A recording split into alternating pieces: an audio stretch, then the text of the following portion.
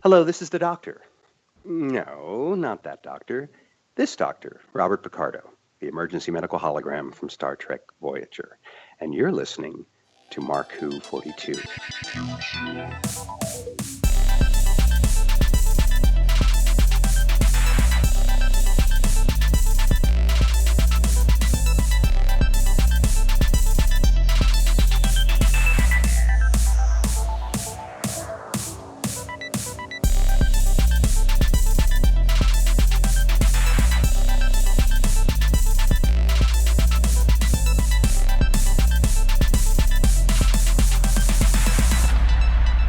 Welcome to Mark Who 42. Hi, I'm your host, Mark Baumgarten, and today we are going to review one of oh God, this was so good, Star Trek Starfleet Academy. It is such a great show. I enjoyed it so much. And you know what? I'm not even going to tell you about it because I'm not part of this review. But I am going to say something I'd like to say. The Oscars were on last weekend, and we had made a promise during the Oscar preview that we did last time that if Sinners got 8 out of 16 of their nominations as a win, we would cover them and do a whole show on Sinners. They won 4. Technically, that means we're not doing it, but maybe we will. I don't know. But legitimately, Sinners only won 4 Oscars, and yeah, that sucks because they really deserve more. But you know what? The other nominees that won, they were great too. So I'm just saying that. And now let's do our Star Trek Starfleet Academy Season 1 review. Here is the host I'll let you have, Juan Sanmiguel. Juan? This is Juan Sanmiguel. We're going to be running a show. We're going to be talking about Starfleet Academy, and we've got some guests on, but we also have one of our regulars. Hi, it's Vicky. And our 2 guests. Please introduce yourselves. Hi, this is Anne Michelle Harris. I'm in Atlanta. I write for Nerds of a Feather, and I love Star Trek. Glad to be here. And I'm Arturo Serrano. I also write for Nerds of a Feather, and I'm also a fan of Star Trek. And I invited these 2 lovely people because they did very good at different angles of reviewing Starfleet Academy at Nerds of a Feather, the Hugo winning fanzine, which you can find on better internets all over the world. So we're gonna take a look at. I'm gonna quickly discuss the history of Starfleet Academy. I mean, the concept of Starfleet Academy has been there since day one. I mean, literally in the second pilot, uh, Gary Mitchell reminds Kirk about how much of a bookworm he was at his days at the Academy, which actually was recurred in a. Peter David did a comic annual where he explained Kirk's freshman year. Now, in the late 80s, they did a show. They were thinking about doing a Starfleet Academy early as that, after I think the Final Frontier, because it was hard getting all the actors together to shoot, the movies because of prior commitments. So they were thinking, oh, maybe we could just let's do a flashback and it's how Kirk, Spock, and McCoy met in the Academy. Even though, to a certain extent, if you really think about it, that doesn't make any sense. So they tried to do it, but then they decided, hey, the 25th anniversary is coming up. If we're going to do a finale with the original cast, let's do it with that. And they've kind of shelved the idea. And of course, it's the Academy's appeared anywhere. You had the First Duty in, which was a Wesley story in TNG. You also had, of course, Starfleet Academy was very prevalent in the first J.J. Abrams film. But now we're going to the 31st century, and we're going to focus on Starfleet Academy with a whole new cast and dealing with, the fallout of the burn or the recovery of the burn and trying to rebuild a federation. Which is actually an idea Peter David had when somebody said, what would you do if you would run Star Trek? He goes, have the Federation kind of collapse and then trying to put it together and everybody blaming each other, and that would be the conflict of the show. At least that's what I think he said, if I remember right, in one of his columns. So let's start with Kids These Days, which is our introduction to the show. And it's basically, we follow Caleb Mir and his mother Anisha, who are being held in a colony. And unfortunately, Anisha was connected with a very nasty person called Nuz Braca, played by Paul Giamatti. And of course, Anisha is played by Tatiana Maslany. and they're judged by Nala Akne, who's played by Holly Hunter. And unfortunately, Anisha, who is not directly connected with the crime, gets a harsh punishment, and Caleb Meir, her son, is able to escape for years, and he's finally caught up, and he's trying to find his mother, but he's finally caught. And as a result of what happened, Nala Akne, who's Holly Hunter's character, is asked to come back from Starfleet by Admiral Vance, who's one of the coolest admirals we've ever had in Star Trek ever, to come back and rebuild the Academy and take in Caleb and try to help him out from this rogue life and hopefully find his mother. And that's what happens. And during the travel, he gets into trouble, and we get to meet Noose Braca again. And he tries to take over the ship, and our new students have to come together and try to stop Noose Baraka and free the ship, which is the USS Athena, which is going to be the centerpiece of Starfleet Academy. Anything else? Any other details I left out, or what do you guys think?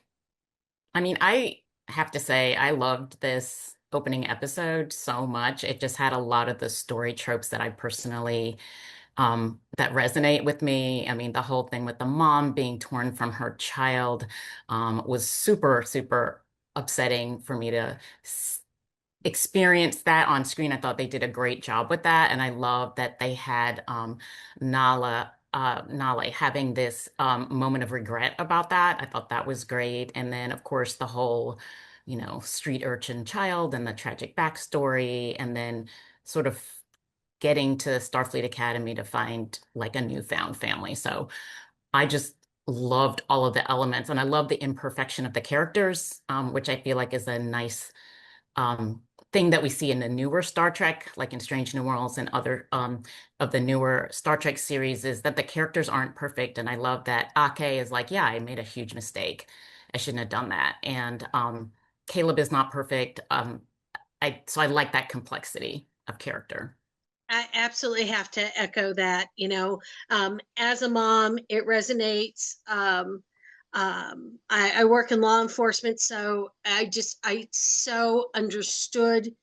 It made sense, and I also loved the imperfections. It was my I don't want to even call it a complaint, but one of the things is, of course, in the 60s, you had to stick within your lines. You were all good or you were all bad. You couldn't be any shades of gray.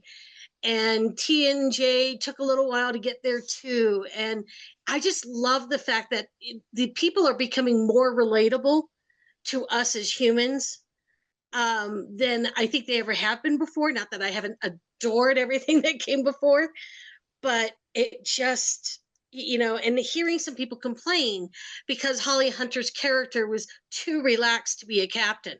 Really, I grew up in the military. Let me tell you, sometimes the captains are a little bit relaxed and are a little bit chill. So, just because they're supposed to be military doesn't mean that they're always standing at attention and they're always saluting. So I loved how refreshing that was.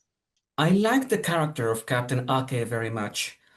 Not only because of the freshness she brings to the protocol of Starfleet. Sometimes Starfleet can feel too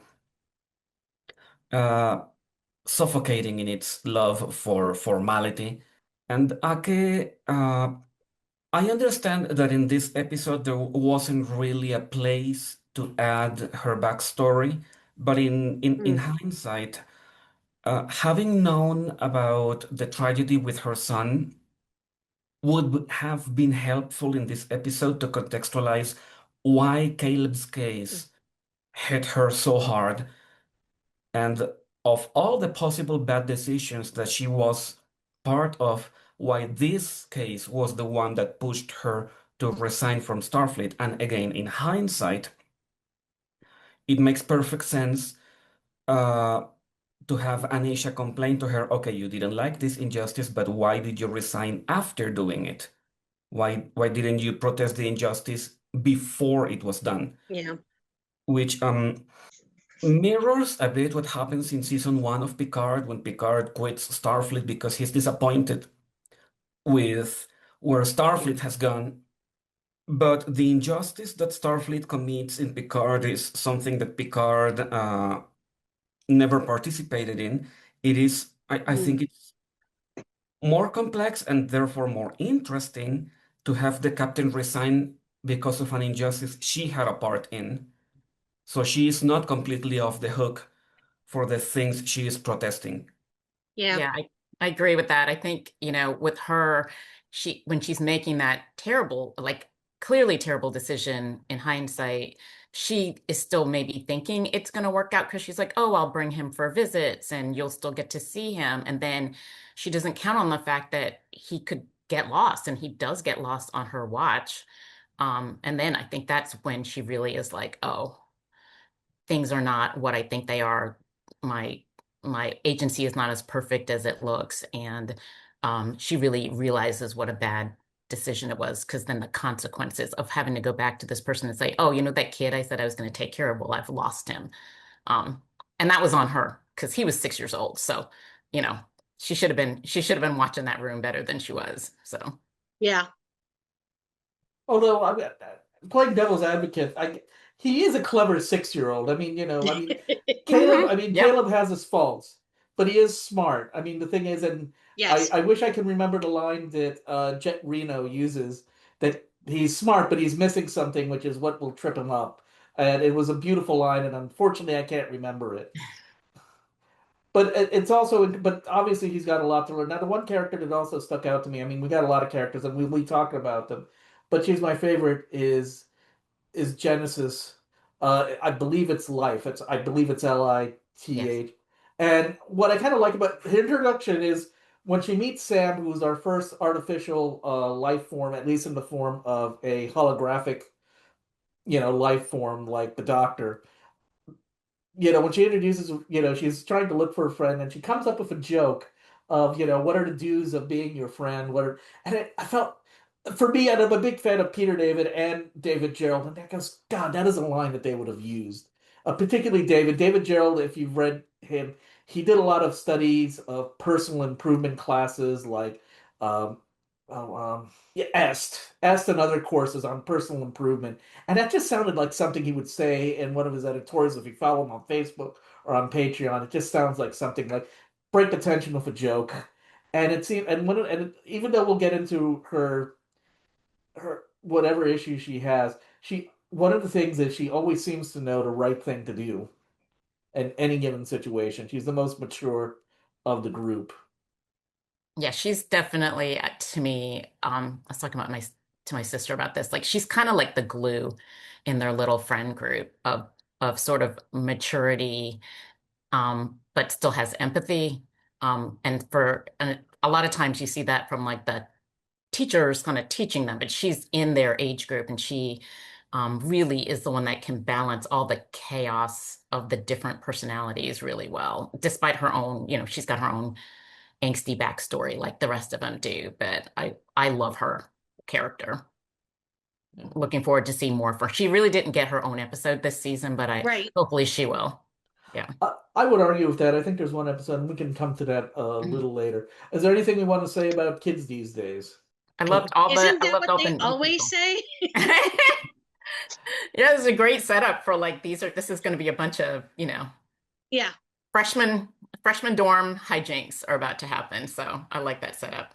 Well, actually, I think we might talk. I don't know if we'll talk about that in conclusion. Something that they said on NPR's Pop Culture, that how much of it is going to be high school hijinks, and how much of it. I mean, I think that's an argument. People said, "Oh, it's not Star Trek because it's not morality tales and stuff like that." I see this as, like I saw Prodigy, as Star Trek YA, and I think it's like, oh, it's a YA story set in the Star Trek universe. Good for them.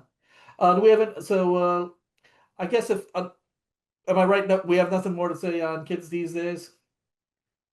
Well, regarding the character of Genesis, Oh, she struck me as someone who had to grow up fast. Yeah. I don't know how accurate this is for military families, but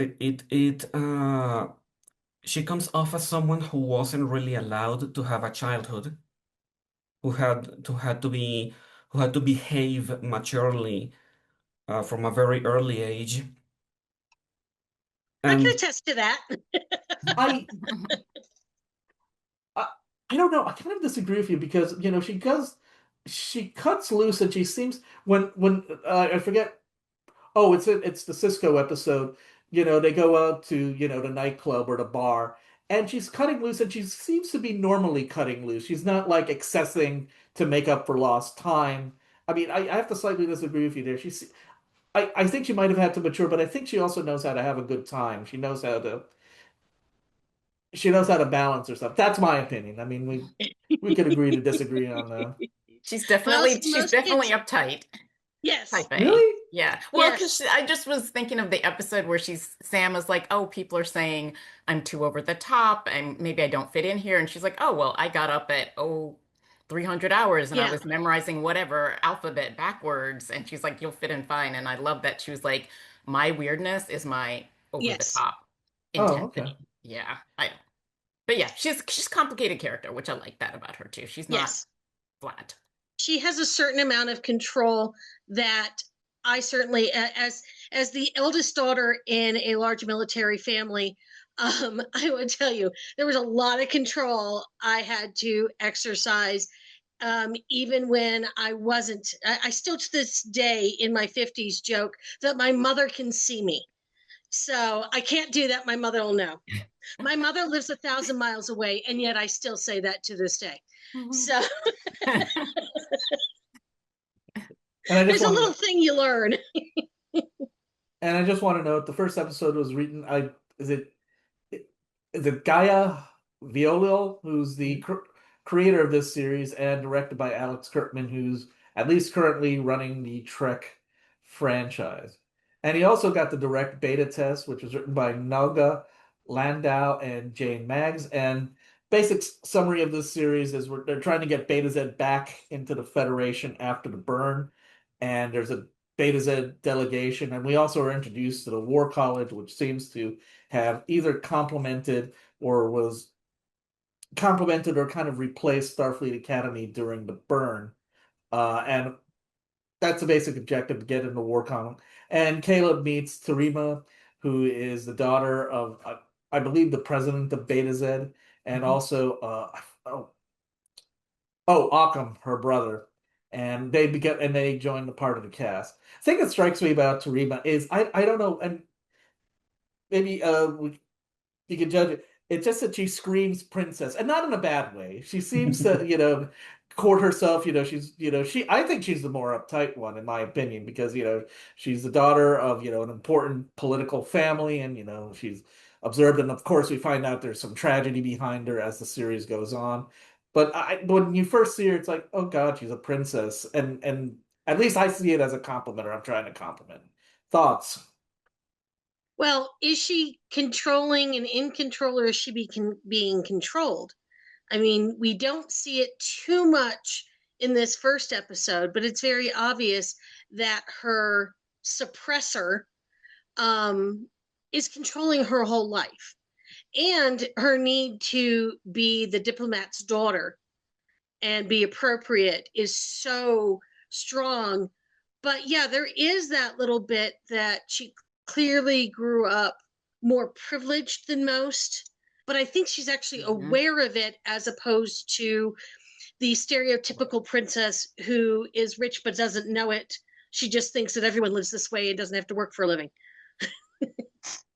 Yeah, I think she kind of leans into that that dynamic of who she is, or how she's perceived. And I really I thought they did some interesting things with her, because she does, like, the outfit she's wearing in that opening episode, the white and everything, it's really given princess vibes. But when she has her whole meet cute with Caleb, when he's trying to, like, get over the fence to escape or whatever, she's so sharp with him. And is very, you see that she can be very cynical, she can be very sarcastic, she's obviously very astute and she's Betazoid, so she can, sense the true emotions. So I did like that, and I was rewatching it this week, that episode, and I was struck by it was similar. I don't know if any of you guys watch Bridgerton. There's a Queen Charlotte show, and that is how they do the same meet cute in Queen Yeah. Charlotte, where Queen Charlotte is the one trying to scale the fence to get away from marrying George. And so I thought that was a funny kind of callback, and I like that interesting power dynamic she has with Caleb. So Nicely put. There was a moment in this episode that I felt confused by near the end when we have the mandatory second act end fight when Tarima gets mad at Caleb because he didn't reveal up front that he was looking for his mother. And Caleb has a great point. I knew you for 5 minutes. I wasn't going to tell you my sad backstory. And it feels forced for the needs of the plot that she gets mad at him and then he needs to come up with a brilliant idea to get her to like him again. Which is doubly confusing because she's supposed to be a mind reader. So the show never seems to make up its mind about how much Tarima can read people. And especially Caleb, there are moments when it seems that she can see right through him, but then there are moments when he's planning something and she has no clue about it.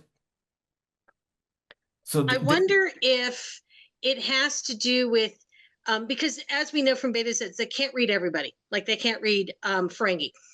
I wonder if when he's being more vulnerable, it's easier for her to read him.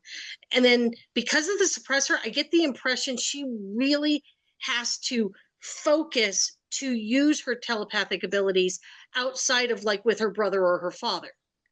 So I wonder if there's just a little bit of that, or maybe I'm also giving them an out. So could be either way. I feel like this is a problem we've had with the Betazoids generally, is that it's never quite clear how much they can sense or not sense. And it's like, what does the plot need? And that's kind of what they go with. So I definitely agree. I think you're right. Yeah, I agree with Arturo too about that dynamic. And then the third act breakup. And one of the things I noticed about this series is that almost as if each episode is a different kind of storytelling. And this one for sure had that thing Arturo's describing, which is like it is the classic romance story kind of setup where they have the meet cute, they have their get to know each other, they have their falling out, and then they have the reconciliation. So I definitely think I agree. It did feel a little artificial, but it was almost like they were like, for this episode, we're going to use this kind of storytelling structure. Betazoids have I been... usually like having that arc over a couple of episodes, but I feel that there are so few episodes that they truncated some of the arcs. Yeah. Betazoids, since their introduction, have been a problem for writers because in the next generation, Diana's role was basically to serve as Captain Obvious. And I was sometimes irritated at how useless the writers made her. Yep. It was really bad in the first two. So much more with that. Yeah, it was really bad in the first two seasons. I thought they tried to do better by Deanna as time went on. I mean, at least she had some good episodes every now and then. When in the third season, they became more character. Arturo, did you have more to say? I'm sorry. Yes, on the character of Tarima, in this first introduction of her, I found it fascinating how the isolation of the planet Betazed mirrored the sheltered life she has personally had. So she was doubly sheltered because she had this health history that has required her to be very careful, to have this treatment to keep her powers under control. And at the same time, her entire civilization is isolated from the universe, which I found to be a nice parallel of to different levels of having a sheltered life. But Betaset's isolation gets resolved in this same episode. Mm. After that, I no longer got a clear sense of what Tarima wanted, because in this first introduction of her, it was obvious to me that she resented her sheltered life, and she wanted Betaset to open so she could see more beyond her own people. But after that, we have so little time with her that Yeah. we don't get to know what it is that she wants to see in the universe. Yeah.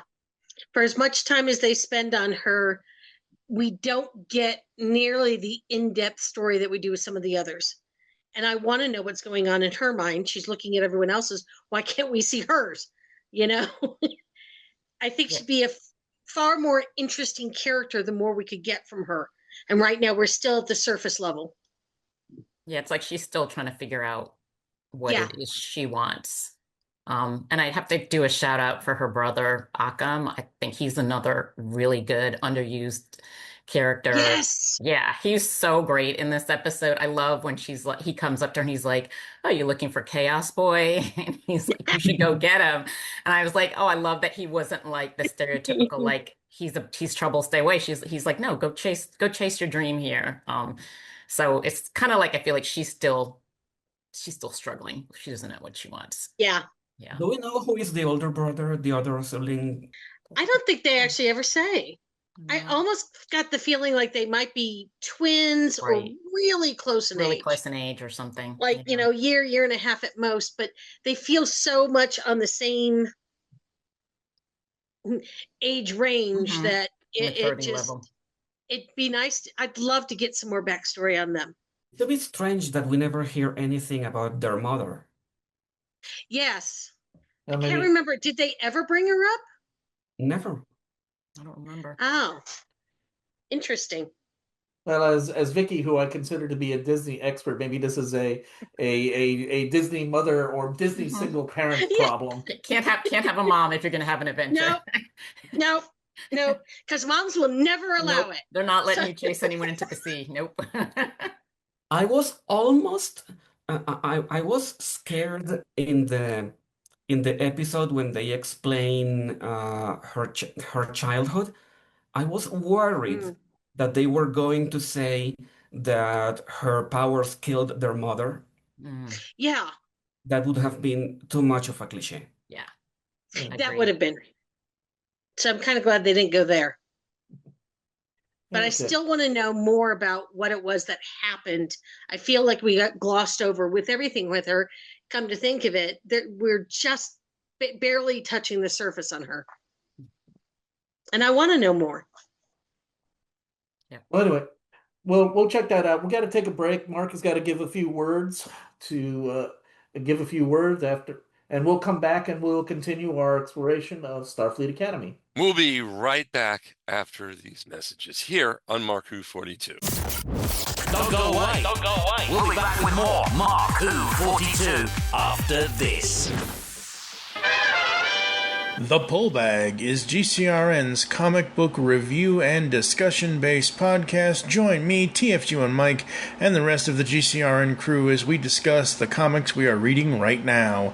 Inside the Pullbag, you'll also find the origins of how guests got into or out of reading comics, after dark discussions, and so much more. You can find the Pullbag every Wednesday, which is New Comic Book Day, only on geekcastradio.com and on anywhere you consume your podcasts. Make your great escape into comics and jump into the Pullbag today. Get ready for the ultimate geek experience right here in the Sunshine State. Florida Geek Scene presents a full calendar of events and conventions. From anime to horror, we've got it all. Meet your favorite stars, find rare collectibles, and immerse yourself in your passions. Experience the thrill of cosplay and witness amazing live performances. Stay up to date with the latest news and reviews all across Florida. Florida Geek Scene, where pop culture happens. Visit us online for more. Don't miss out on the fun. Join us at Florida Geek Scene, floridageekscene.com. You are listening to Mark Who 42's Universe. Welcome back to Mark Who 42. I'm your host, Mark Baumgarten. We are reviewing Starfleet Academy Season 1, and now back to Juan Sanmiguel. Hey, thanks, Mark, for those words. And now we're back with Starfleet Academy. We're going to cover Vitus Reflux, where the main thing about this episode is a competition with the War College cadets and our heroes with this new game called Calica, which seems to be a realistic team combat game. It puts into tension one character we haven't described it, Genesis and Darum. Darum comes off as the obnoxious student. I mean, he's not he's not friendly. He's kind of being a jerk. Although obviously we learn more about him at the time. And of course they put him in the same room with Caleb and Occam, so they have to deal with their issues together. And Darum and Genesis are competing to run the Calica team. And Darum kind of picks I think does a dirty trick to distract Genesis, but I'm Genesis prejudiced, so that's what it is. And they play in the tournament. And actually, it's kind of funny that we see that what was the Federation? The Federation mascot. It's a duck. Of some time that they explain God, it. I thought that yes, I don't remember what it was now, but I thought the mascots were hilarious at the time. And they It decided looked almost like a frog to me. Oh, okay. I'm trying to remember it. I wish I would have stuck that because, of course, they picked something and they explain it of why did they pick that. And of course, the War College decided It's a lapling. It's a what? It's a lapling, a small defenseless cat-sized creature with compound eyes and a nested Y-shaped mouth. Okay. In Next Generation. And the War College decided to make it the Mugatu who appeared in Private Little War in the 60s. And they had a costume that was a little bit less. Actually, the original costume was better. I'm kind of just surprised they didn't duplicated that, but they made it look like, it did look like a mascot costume. And there's also a prank war going on.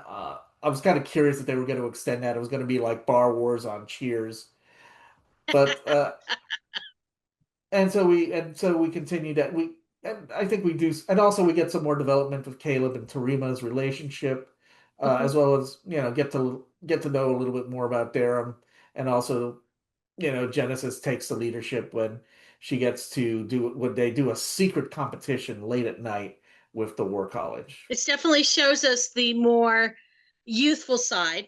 Makes you think about college and high school, and how dumb we are at that age, even when we're smart. Definitely made you laugh a lot. Yeah, I thought this one was like another example of that really different shift in storytelling where it just seemed like straight campy comedy, like just like leaning into the silliness. And I did laugh out loud at many parts of it.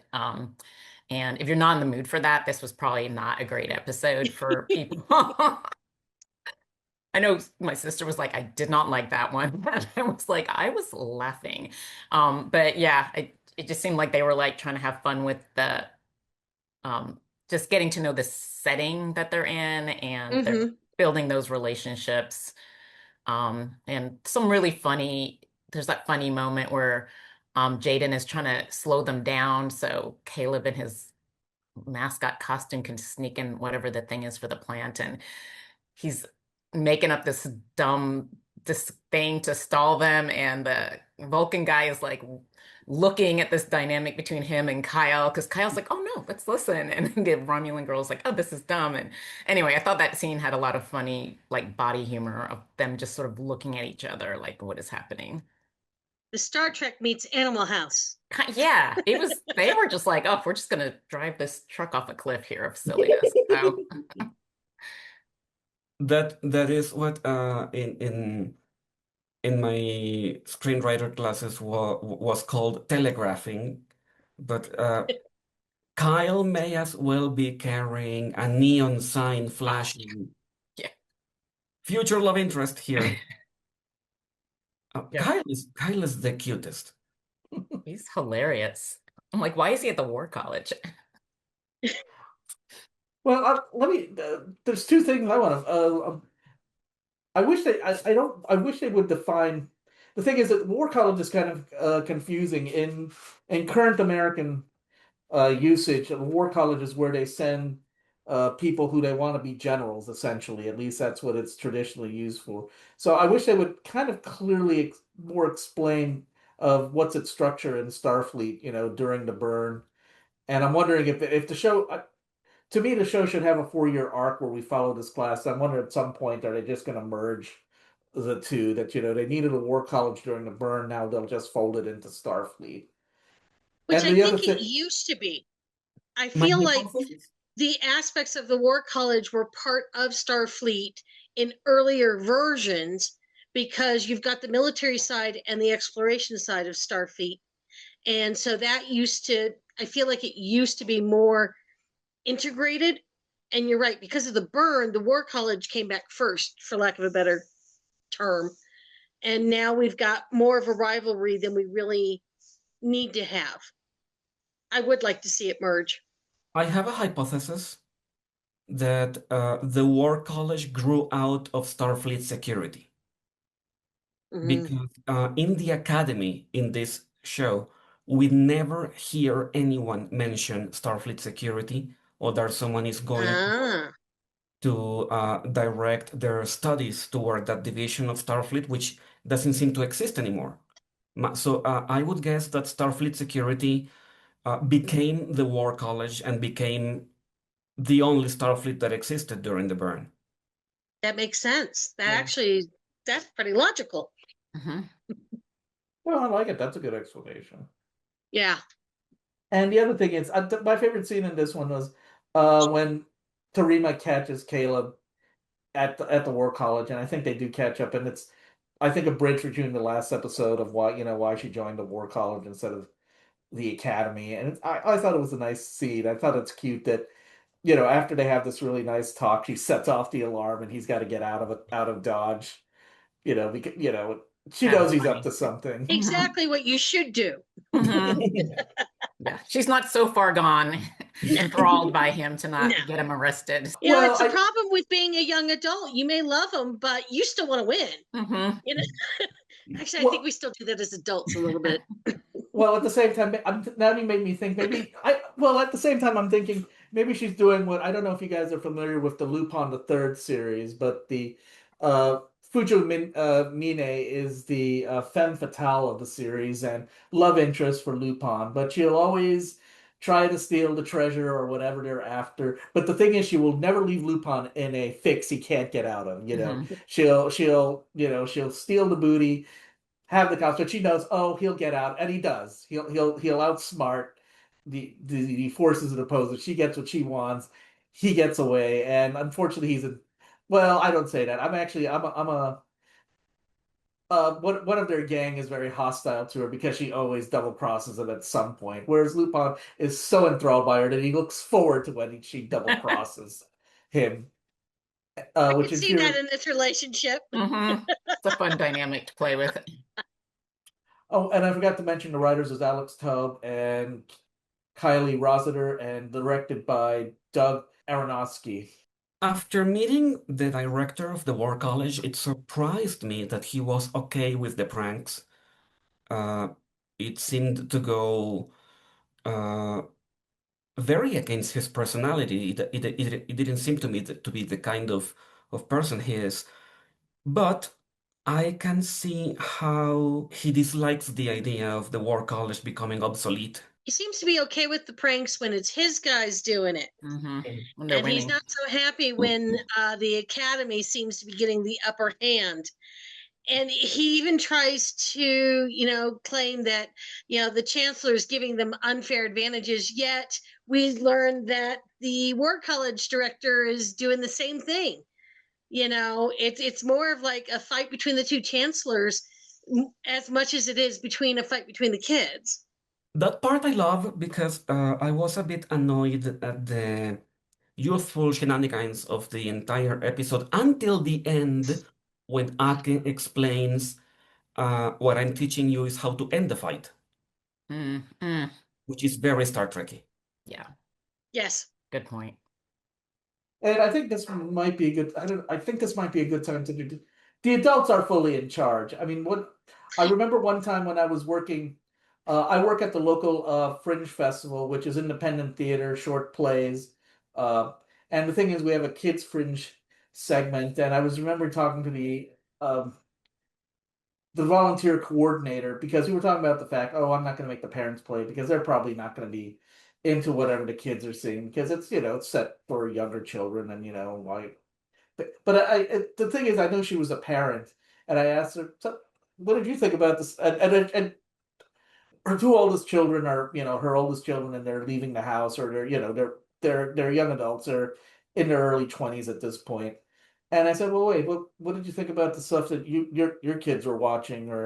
And it really, because her kids are down, as I said, their early 20s. She felt that television at that time, she didn't feel there were any consequences for the shenanigans the kids were getting into. It seems like they were getting away with too much. And now I think on this show, the adults are fully in charge. Punishment is dealt out. They do get punishment scores and stuff like that. So the adults are fully in control of the situation. Yeah, that's a good thing. That's something I liked about the show, that the adults are not like absent or enemies or bumbling. The adults are in charge and the kids are, center stage, but they always have to come to the adults at some point for resolution. So as an adult, as a Gen Xer, I'm liking this dynamic as a Gen Xer with Gen Z kids. I like this. I would definitely say that. Oh, sorry, Arturo. They are in control until the plot conveniently decides to wield Caleb's hacking superpowers. Oh yeah, very convenient. Well, he always gets caught at some point, doesn't he? I know he does get caught in the spring break episode where it's like he gets caught, but he is smarter than we all realize, and I almost feel like he's one of those smart people who downplays how smart he is until he really needs it. And then you see that he's actually got some sort of genius level thing going on in that back of that brain. And it just, again, we're scratching the surfaces. Even the ones we're getting more backstory on, we're still scratching the surface, which is the downside of not having a 26 episode arc. Yeah. Mm-hmm. I have no adversity to a mini series, which is basically what a series is now, but I would love to have 20 episodes to tell a story, because I feel like we could do more deep dives and it wouldn't be so compressed. Some of the story is compressed. I absolutely loved it, but I feel like, I should have had another day. Mm-hmm. Yeah, I agree. I'm kind of for, because unfortunately the bad thing about a longer series is it's unfortunately more chance of a clunker. I mean, even Babylon 5, which was pretty well plotted out, had an episode called Gray 13 is Missing, which I think everybody regretted even at that time. What episode is that? What was that, Arturo? What episode is that? Gray 13 is Missing. It was I believe it was third season episode. Actually, it had Robert Eelgood in it. But it's just this weird thing about this section of the station which nobody goes to anymore, or goes to it, and everything, all hell breaks loose at it. And it was just kind of odd. I think there was a B story, but I'm trying to remember if there was I'd have to look it up, but the B story was actually a little bit better, but the A story, which they got their title from, was not good. But you always, I mean, unfortunately, if you're going to get an episode, I mean, it was particularly, I mean, even in the classic series and the 90s series, you get an episode of just, I mean, you get a shipboard episode. That was one thing for cheapness. I mean, and also in this series, I mean, whereas it's interesting because they're all about an hour long, but at the same time, there's some episodes you notice not as many characters in some episodes as there are in other episodes. which actually goes into our next episode, which is going to be our Jaden, our Klingon cadet, who we haven't talked about much, who wants to study to be a doctor, but we get his whole story here about this, and also that the Klingons have not, actually we didn't get much of the Klingons in Discovery, which is the era that the burn starts in. So we get to find out they've been really having a tough time in it, and they are facing extinction, and they're trying to figure out how to solve a problem, which also, fits in their culture. And, in the 90s, the Klingon culture became very popular in fandom. That was one of the great things, the cosplay, and they're interesting things, and the Klingons don't want charity, but so you got to figure out how to help them without making it look like charity. And if I recall correctly, we see, Jaden's past of why he decided, to move into medicine rather than to go into traditional warrior culture. And actually, that was one of the things I like in Lower Decks is, we also see Klingons who are not warriors. We saw them as farmers, that there are other roles for Klingons rather than just being warriors. Hot take, they should have kept the Discovery Klingon design. I really didn't notice any difference. I mean, I feel bad. If you say there's a difference, there is. It. Oh, wait, are you talking about you're talking about the one in the first season? Yes. My only thing, and the only bad thing is they couldn't move their head. But they look so much better. They look so much alien, and their culture is explored in a more interesting way in Discovery Season 1. I love how Season 1 of Discovery Klingons are basically a psychotic death cult, which is what Klingons actually are. Klingons never made sense as a civilization capable of sustaining itself because it should have destroyed itself way before it came to the space age. And Discovery was honest about that. In my never humble opinion, Klingons had never, ever been interesting until Discovery handled the Klingons. Oh. Well, it's interesting. I mean, in the original series, the Klingons were either a kind of like an allegory to either the Soviet Union or China, depending on what the mood was, because the Romulans were a little bit more organized under the old Roman,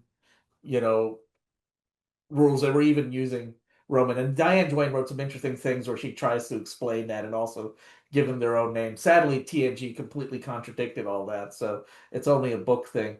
And then, and then and the thing is, when they wrote Star Trek 3, supposedly that was originally going to be the Romulan focus, but Nimoy said, "Well, wait, the fans I think really want to see the Klingons. The Klingons appeared more in the old show. They were in the first movie. Rewrite it for the Klingon." So that's why they had, this is the beginning of the Klingon honor system, which would then port over into the television series, with the Worf episodes, and of course Worf's character overall, and which is where we get that. And also, Ron Moore based it on, there was a Trek book written by John M. Ford. No, John M. Ford was a writer who died really way too soon and inspired a lot of stuff. And there was a lot of Klingon. And I think Ron Moore tried to put as much Klingon background. Ron Moore was the Klingon guy, and he, of course, later went on to do Battlestar Galactica later on. And I think this also kind of fits in with it. And I get what you're saying. Yeah, but it is kind of interesting that they would get into space with this kind of system, but I don't know. I've always accepted, but I get what you're saying. I love the idea of a pacifist Klingon, and I suspect he must not be the first pacifist Klingon ever. Yeah. I can tell you who it was, or at least as in 1984, DC Comics got the rights to do Star Trek. And right after the second movie, or a few months, or actually I think a year after the second movie, it started in 83. And and one of the things that they decided to do, okay, we're going to treat this like a comic book. They had access to everything that was in Star Trek up to that point, even some of the novels. And they said, okay, one of the things we're going to create a pacifist Klingon, and he's going to defect to the Federation in the first 4 issues, and he's going to become a member of the Enterprise crew. He's going to get those uniforms, and he's going to be a regular, and he was a regular character until that volume ended, and then they changed the contract and they couldn't use him. His name was Konom, and that's when they were still giving Klingons all names that start with K, and actually, which they explained in the final reflection. Yeah, I'm a big fan of Worf from The Next Generation. I love the Yes. way, I loved his character arc over the length of the series, how he started off very rigid, and he was like, of course, human Russian raised, so he had that complexity also. And then the way they showed the other Klingon houses and all the drama, but just how his character grew over the course of the series, from sort of this more two-dimensional, I'm going to be a warrior, to becoming Mm-hmm. a father, becoming a love interest with Troy, like a brother figure to Riker. I just love that growth. Yeah. And I really I think I was looking for that in Starfleet Academy with Jaden. I really thought he was going to be the new version of Worf, except wants to be a doctor and is more pacifist than Worf would have been. But I did find myself feeling a little frustrated initially that we didn't get more of what Arturo is talking about, like that Klingon vibe from him. Like, there's some time, I was like, I need him to like lift something really heavy, or I need him to do something Klingon-y. yeah, something dramatically to have like to have a contrast to this new new personality that we're seeing.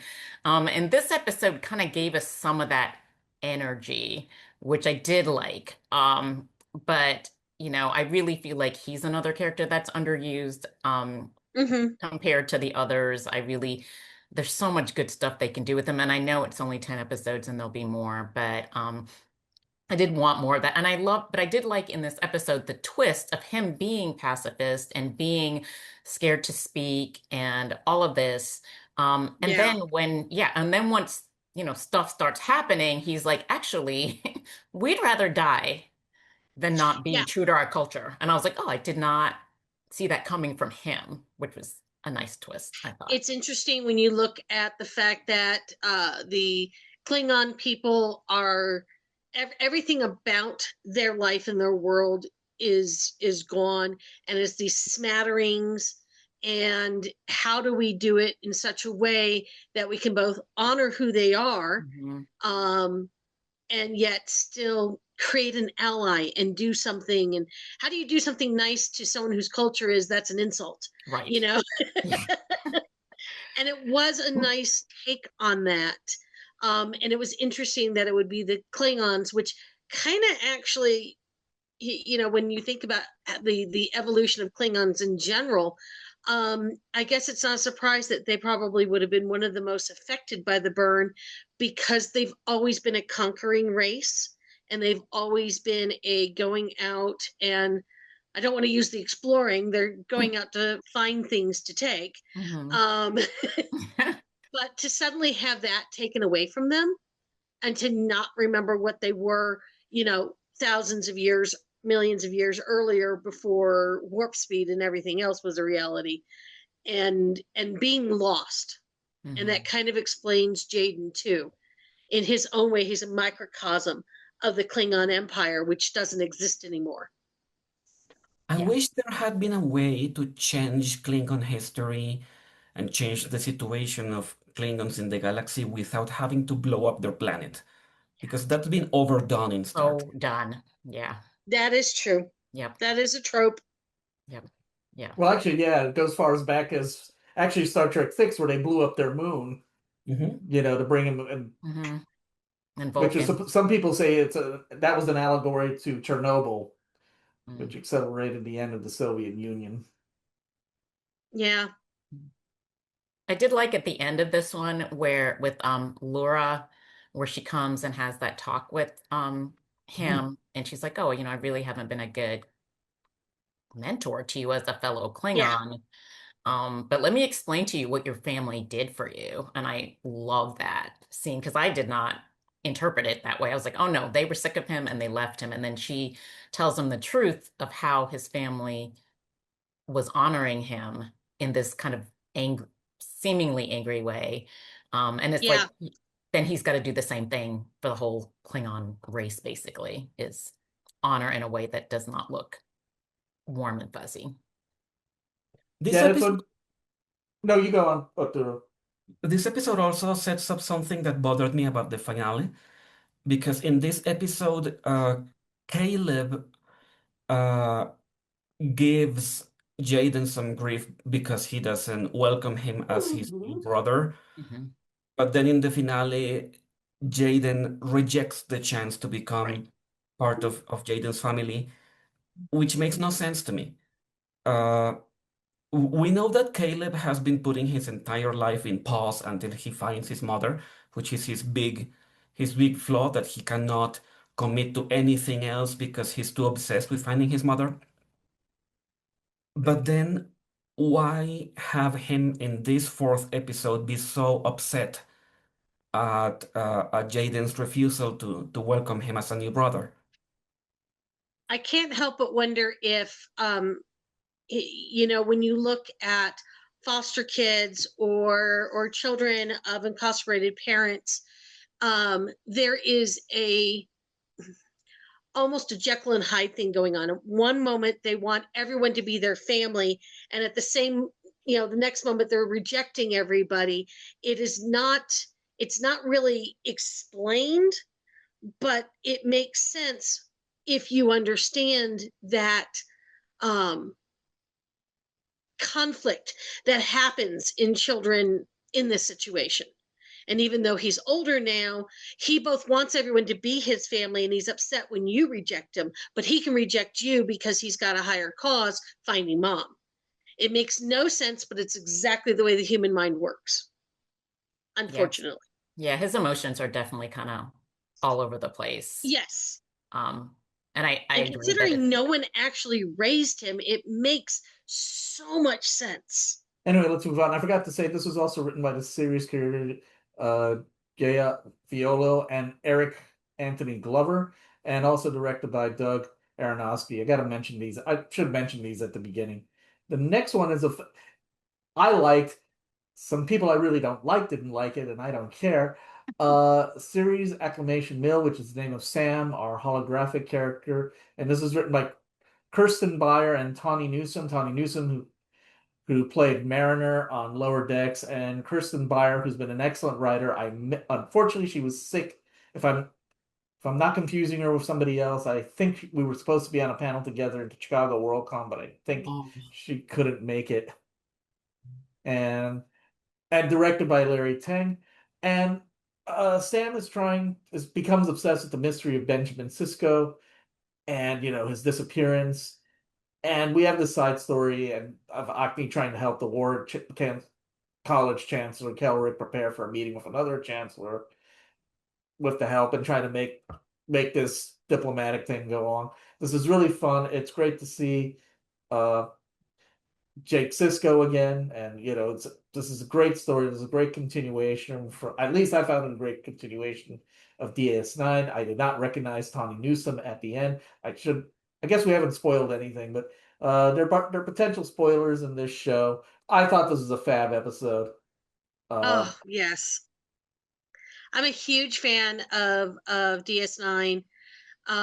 And there are so many things. The Benjamin Sisko story is a very interesting, and it was a big departure for Star Trek because it had such an undercurrent of religion, and it was interesting because it showed both how religion could be used poorly and used against people, and how religion could also be uplifting and be a huge part of it. And I love the way that Sam was going around asking everyone, well, what happened to Benjamin Sisko? And as what happens in any good religion is everyone has a different take on it, and everyone has a different feeling about it. And so, I mean, just this episode to me made me smile. I had to look up because I was looking at the actor who was playing Jake Sisko, and I'm like, could it be? And sure enough, it was the same actor who played him as a child. I really enjoyed that. I'm so glad that he came back and he did that, because it gave an authenticity to his character, because you really felt like it was him.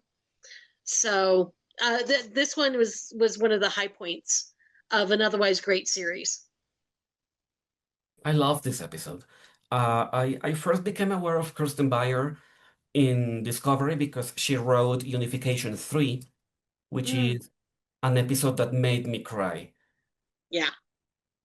And I started tracking what other episodes in this new era she had written, and she has consistently written the best episodes of the new era of Star Trek. I think she wrote a couple for Picard, and in this season also she has been stellar. Yeah, I enjoyed this episode too. I like getting to see Sam kind of like be who she is, like just energetic and being a little sassy with the makers about, what she wants to do with her life. And, obviously all of the Cisco stuff was so fun, about like down to the like, do you put tomatoes in gumbo or not? And just like those sweet details. And definitely loved having Jake being like this interactive person with her as she's, learning, and, a lot of good, like, I thought it was good foreshadowing for some of the sadness that was going to come in the later episodes of like, what it means to lose someone, and how to, how do you move on, from grief. So, yeah. For the character of Sam, I think it makes perfect sense that she would have this attachment to the figure of Ben Sisko, because she herself never had a father figure at that point in the season. So, and so far, by this point in the plot, the Doctor wants nothing to do with her. So she's desperate for someone to play the role of father to her. Yeah. All right, and I made a mistake, unfortunately, and I get them mixed up all the time. It was Catherine Lynn who I was thinking about, who I almost said, who's a good writer. She wrote The Lower Decks, Wage Douge, which was all the lower decks on the other ships, and I get her confused with Kirsten Beyer, unfortunately. But they're both fabulous writers, and they did a good job on this episode. Anything more on this? The bar scene is a riot. Thank you. I forgot about the bar scene. I love drunk Sam. I love love. Well, to be honest, I always like. I mean, that was one of the things I liked about Discovery when they had that party in the Harry Mudd Groundhog Day episode. You never saw anybody. It was always so formal. I think Arturo mentioned they're always so formal. When banquets and stuff like that. So just seeing them having a kegger, and also seeing them at this party, shows them that they, having a little fun. And again, so we get a little bit more of the Tarima Caleb romance, which is a good thing because of what it's flowing into. Come Let's Away, by Kenneth Lynn and Kylie Rossiter, and also directed by Larry Teng. To build up the relationship of with a nice scene of them talking to each other, which leads into what's going on in the next episode, which was a big crucial part of the arc because we get Noose back. And what I like about this episode, Noose Baraka started. They're doing an exercise of training on an old abandoned ship, and unfortunately, Noose Baraka, and this is all part of a big plan that we don't know about. And what I like how cool Holly Hunter plays it. I mean, Noose Baraka is a kind of this really obnoxious, larger than life. I keep thinking he's somebody I know about that I have to deal with every day or hear news about him every day. But I don't want to freak out Mark. But I probably will at some later part of this episode. But instead of meeting, for lack of a better word, blather with blather, she keeps it cool and is trying to figure out what he's doing and not, doing a great poker face and keeping it. And again, we get to see our cadets who are under attack dealing with it, and the cadets away, dealing with it. Again, we get to see Genesis, and also we get to see a little bit maturing of Darum in this really critical situation of trying to figure out the problem. And we get some new Yeah. aliens called the Furies, who are kind of exotic. Thoughts? Great episode. Mhm. Great change of tone for the season. Yeah. Mhm. Because so far we haven't seen the possible cost of being in the fleet at such Yeah. a crisis for the galaxy. And I love how they chose exactly the right character to kill in this episode, because he was the guy you hated the most at the start, and in this episode they begin showing a more interesting side to him, and just when you think he might become friends with the main cast, that's when they kill him. Yeah. That's a perfect punch below the belt. Yeah. Yeah, there's so much in this, and that dramatic change of tone really just was shocking because when I first was writing about Starfleet Academy, I really loved the lightness of it and the optimism. And this episode was really, really different from that dynamic. It was really intense, and like Arturo is saying, it shows the reality of what it means to be Yes. in the military. Like, it's just not all fun and games and heroics. And really loved Paul Giamatti and Holly Hunter in those scenes where he's so close to her face and she is Oh, just yeah. like holding that ground there. I just was like, oh, this is why you guys got Academy Award nominations. It was so well done. I was like, Yes. yeah, just loved eating that up. That scene is very well acted, but not very well written. I found it almost annoying how Braca was detailing every bit of the emotional context of the scene. How Caleb was a mirror to Ake's son. Yes, we get that. We know that. You don't have to say it out loud. It was already obvious in the room. Yeah, it's like it felt like he was trying to set her off. Yes. Like he kept digging and digging at her, and I do agree it was like overkill, and especially, I don't know, there was just like that weird power dynamic physically in that conversation, and it was exhausting to see him just kind of coming You really coming wanted at him her. to shut up. Honestly, really wanted her to Yes. do something with him. It's like, why didn't she punch him? I don't care if he's Right, a hologram. yeah, But yeah. anyway, Or tell him off. I gotta or something. disagree with you. I think she had to keep her cool because he wants that's a true. reaction. Oh yeah, he's what Yes. he's known for. He wants, and you don't was want to give getting him it at that all of reaction. us. Mhm. But then again, we get that catharsis later on. So Yes. Yes. I can't help but wonder that. So we have these two characters that are almost like they're both trying to distract the other one while the other hand is doing something else, so that they don't know what else is going on. And it's interesting because both of them behind the scenes are doing other things. She's trying to figure out what his end game is, and he's distracting from what he's really doing. And it was an interesting, who was the cat and who was the mouse. It wasn't clear cut. They were both doing the same trick to each other, which did on one hand feel like it was going on, okay, enough, cut it now. And on the other hand, I don't know, we humans are imperfect, and when we're in an argument, sometimes we don't back down even when we should.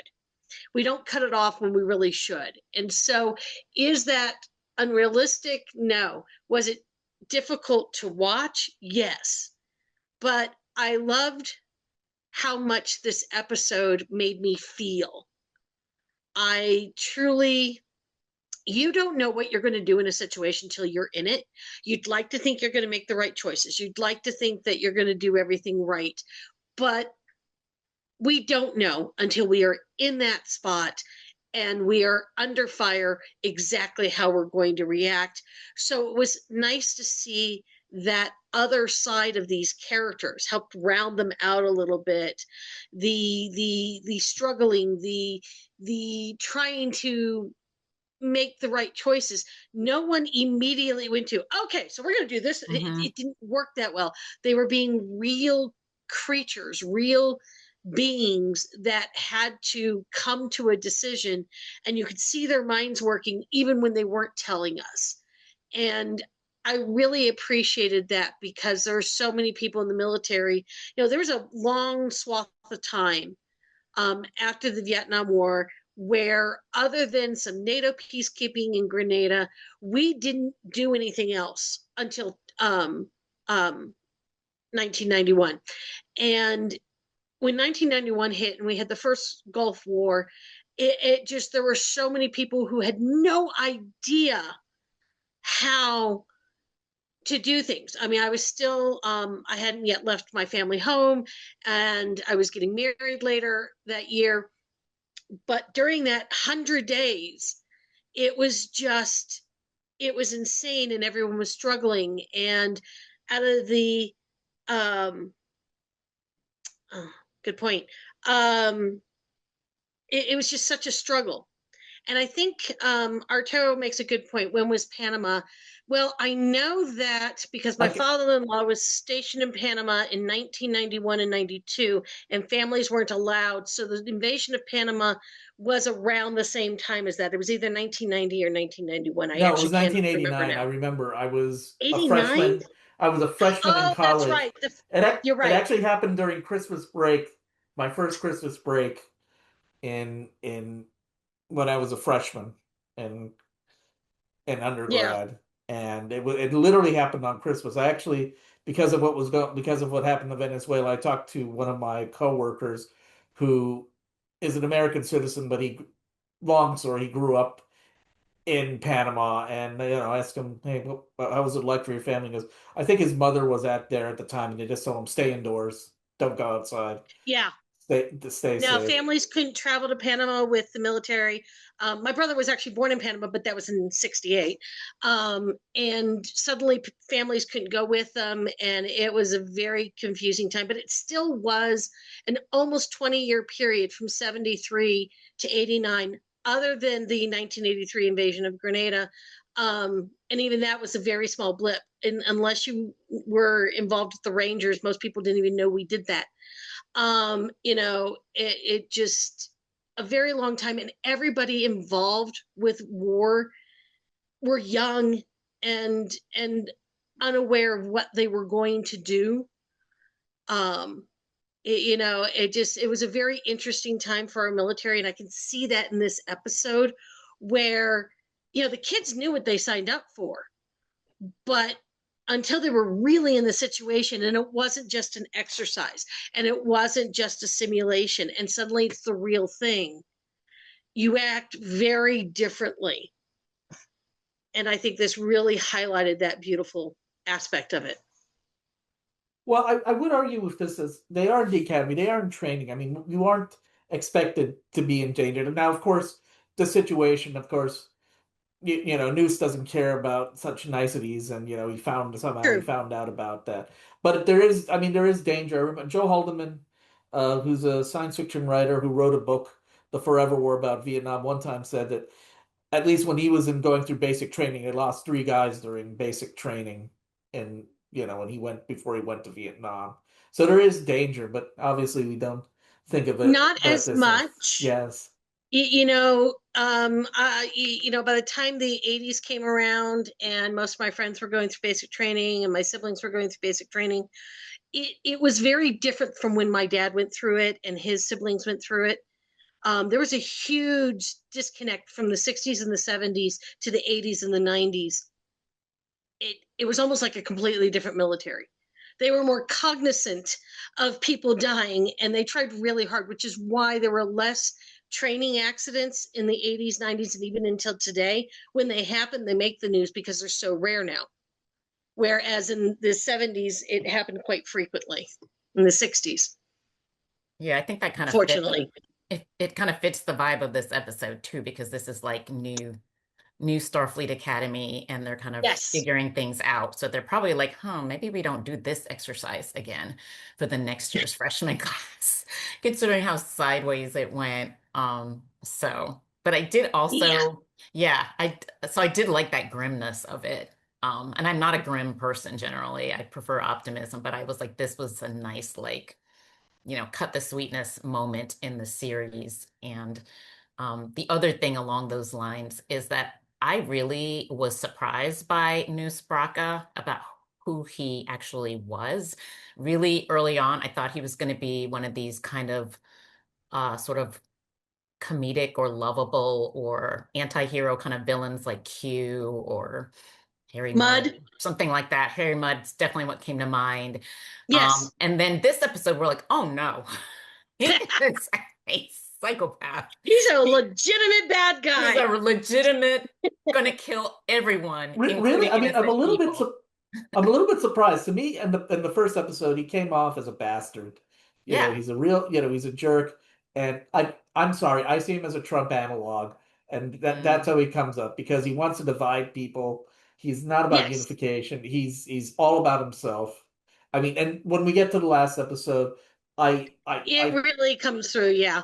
Well, not only they try to deflect it a little bit, but I think it still comes through that it's all about him and not about any grand, illusions of revolution or, It's personal. He just feels beleaguered, and he wants. Yeah. He wants to win. Yeah. So anything, I think, I forgot to mention the title of the episode, Come Let's Away. I think, are we good on this? I have 2 points. Sure. I get why the beginning of the episode was necessary to establish the close connection between Tarima and Caleb, but I would like Star Trek to boldly go enough to show us a similar scene between Kyle and Jaden, for example. I think that's coming. Who knows? With the new administration. I'm kind of worried about Kyle, actually. Also, now that Victoria mentioned the change in the practices of the military after the 80s and 90s, I was thinking the generation that joined the army in the 90s must have grown up with all the mythologizing that happened around the legacy of Vietnam. And I think there is a possible parallel with how this Vulcan character grew up with the comics that generations past glories. And that I like that. That would make sense. Nicely put. Next one is Cozine, which is essentially spring break or a 4-day break, but I thought of it as spring break. Everybody goes off except for Caleb, who, kind of convinces Acme to stay at the academy, where he's going to chill out, get a tan, and not do anything. Whereas Darren and Jaden go on an adventure, where we find out he's actually got power and royalty back home. And it turns out Genesis has also stayed home after being selected for the command track, and she seems to be up for something. They get caught on the Athena Bridge by Jet Reno, and they have to deal with the consequences of that. They are punished, as we mentioned, maybe. And, Jaden helps out Darren and, trying to find, figure out who he is. I thought this was okay. I mean, I kind of like, and what I really did like about this I like the Genesis storyline, and we see she's a little bit insecure. Is it imposter syndrome? That's what I think it is. She's afraid of being found out that she's not as good as we see she is. And one of the things that she shows is some people saw this. I kind of saw this, and I'm going, oh, do we want to go for a love triangle between Caleb, her, and Tarima? But then she says, no, call your girlfriend, talk to her, just say something. She, of course, and that's what I love about her. She knows So the right mature. thing. She knows there's a scene where he's getting close to her, and you're wondering, are they going to make out at this point? And no, she does the mature thing. She realizes he's in a bad space, and he needs to man up and do something he's probably not comfortable with doing it. I should also mention this is also written by Alex Tubb and Eric Anthony Glover and directed by Andy Armageddon. If I'm pronouncing this right, I apologize. Any thoughts? How come these kids are more mature at relationships than the adults in Strange New Worlds? Oh, that's interesting. Well, there's a Starfleet few makes you thousand years immature. between it, so maybe we've evolved. Yeah. In a rewatch of this season, I would skip this episode. I didn't like the placement of this episode in the season. It is the wrong tone to use after the bombshell that was the previous episode. After this tragedy, how are you going to show me this silly comedy with very little consequence? It felt like whiplash. Yeah, I You're agree. not the only one I've heard say that. I had the same thought. I remember, especially with the next episode, the Life of the Stars. When I was watching that, I was like, they should have put Cozine after this one.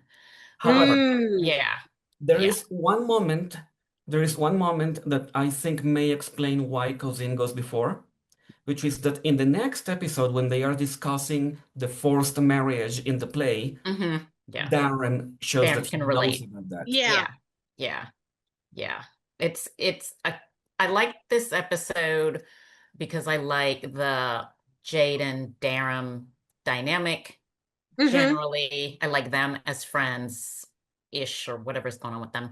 And I like the thing with his fiance. I like that they were childhood friends, and that, when Jaden reluctantly makes this sort of passive-aggressive toast about what a great guy Darren is and how heroic he is. And the fiance is like, and I'm sorry, I'm forgetting her name. She's just like, wait, I've never seen this side of you, even though I've known you since we were 3 years old.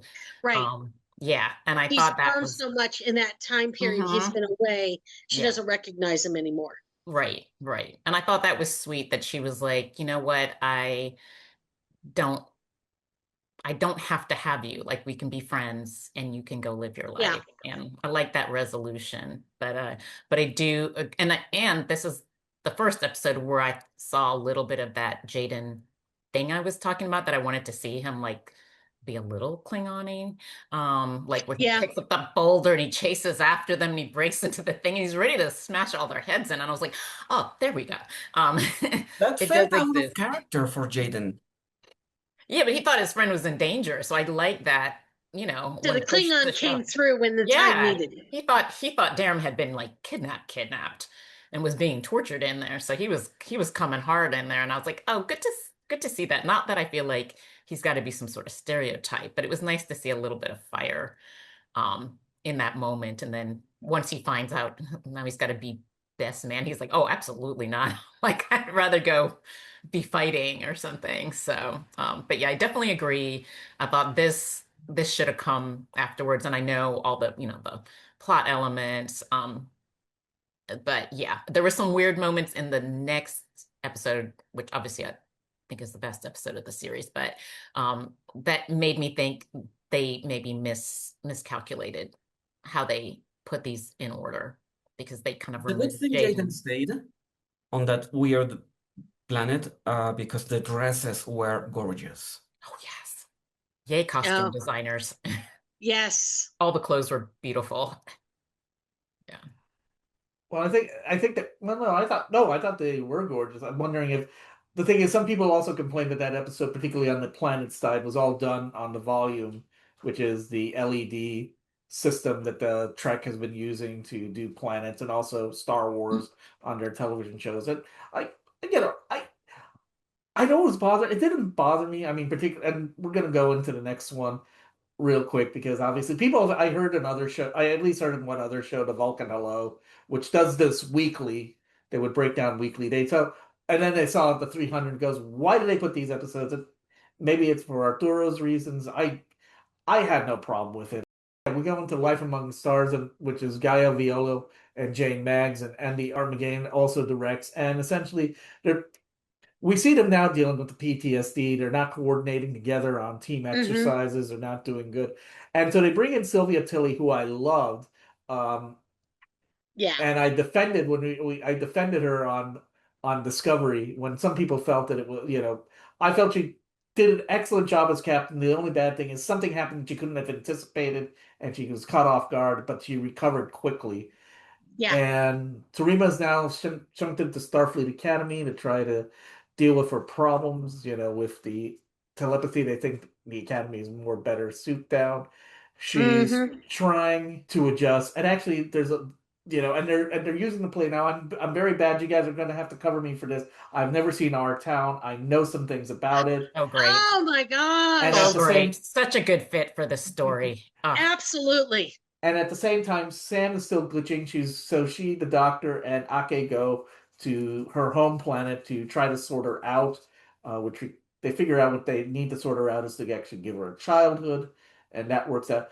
Again, what I like about this, and I am a fan. I am a Genesis fan, or whatever they call it these days, or Stan.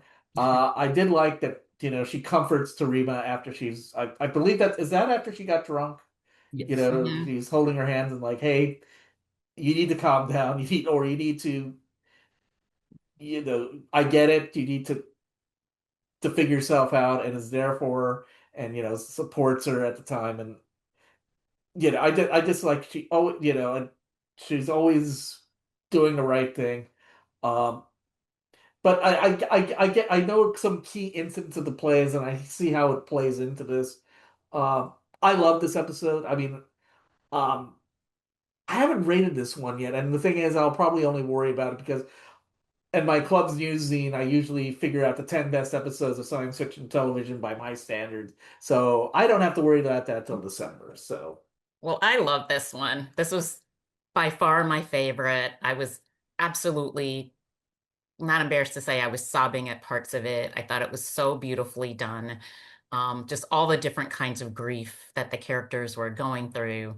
And I thought they were so smart with Tilly, and just seeing Tilly in this kind of more sort of cynical presentation and using the play, really loved it. I felt that Tilly's point about how theater is politics and politics is theater, and how studying a story can teach you a lot about real life, it almost felt to me like a statement about the show itself. Because the show is it's theater, yeah. Yes. It is saying how Star Trek can have effect on real life, can have an effect on real politics. Yes. I like that they didn't go too explicit about that, but it felt clear enough to me. Yeah, and I love I just love the way they did sort of this.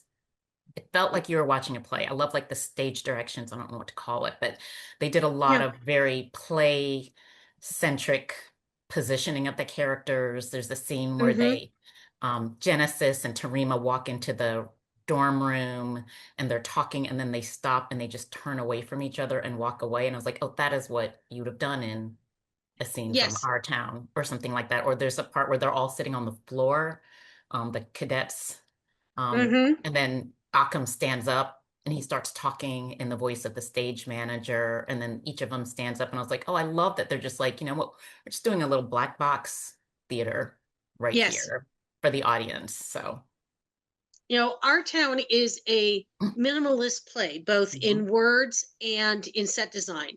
When you do a production or go see a production of Our Town, there is very little set.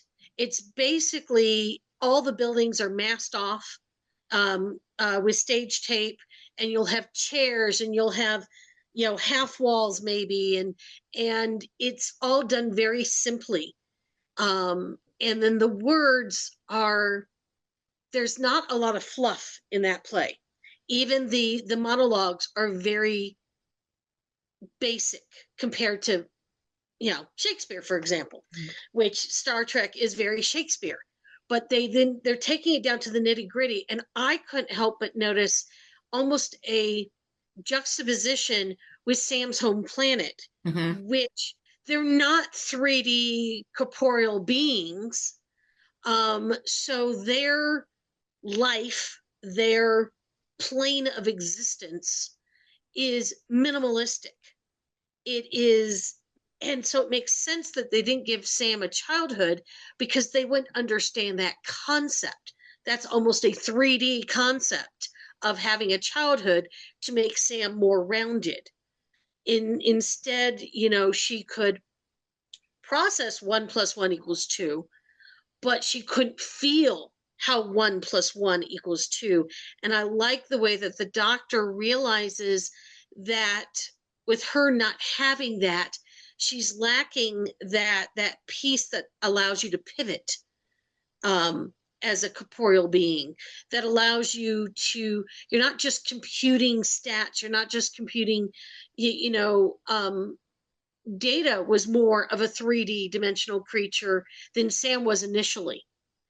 And it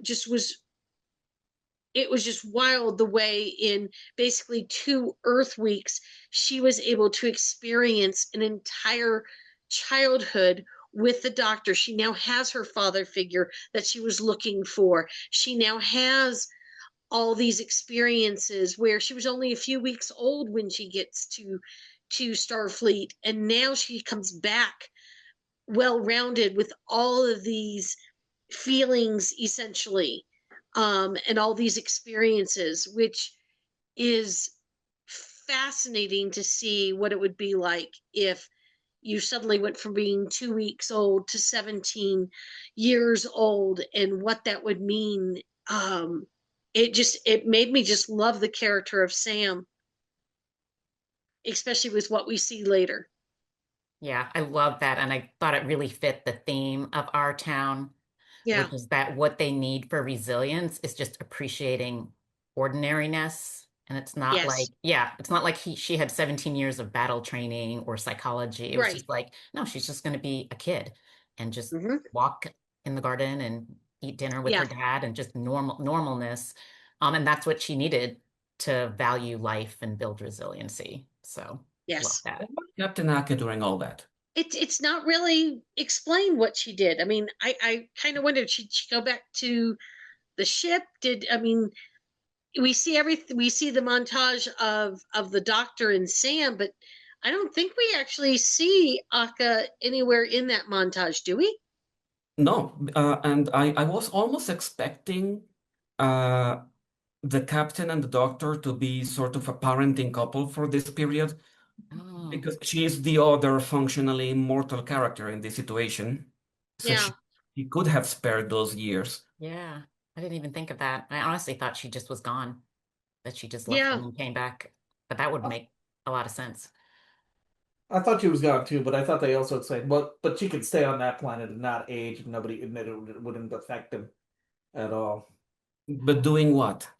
Playing Scrabble. For 17 years. Well, I think they do something. Maybe she'd read James Joyce like Picard would, or to read Ulysses. I just listened to a podcast where 2 people were talking about Ulysses and seeing it performed in New York. Oh. Yeah, I think that would be a hard ask for her probably to be gone for a couple of weeks for something not urgent, but it does make sense. That would have been interesting to have a 2-parent dynamic going on. She also, like the doctor, has this backstory of a lost child. Yeah. Yes. Now, it does strike me as strange that the show focuses on that particular tragedy in the doctor's backstory, which in Voyager was really not that important. In Voyager, it was almost a sub-story. It was just 1 episode, and they never mention again that holographic family. And when you consider how long the doctor has lived, all the people he must have seen die must weigh heavier on his emotions than that week with a fake family. Yeah, I had to go back and rewatch that episode after I I know, saw the because I was like, Starfleet hold it, thing. what family? I I mean, I know, know it's been a I few was like, years since I wait. watched Voyager, but hang on, what? You know? Yeah, and it was a good episode, and it was poignant and sad at the end, but I But it was agree. a blip. It was very much a blip. It was really just an experiment he was doing.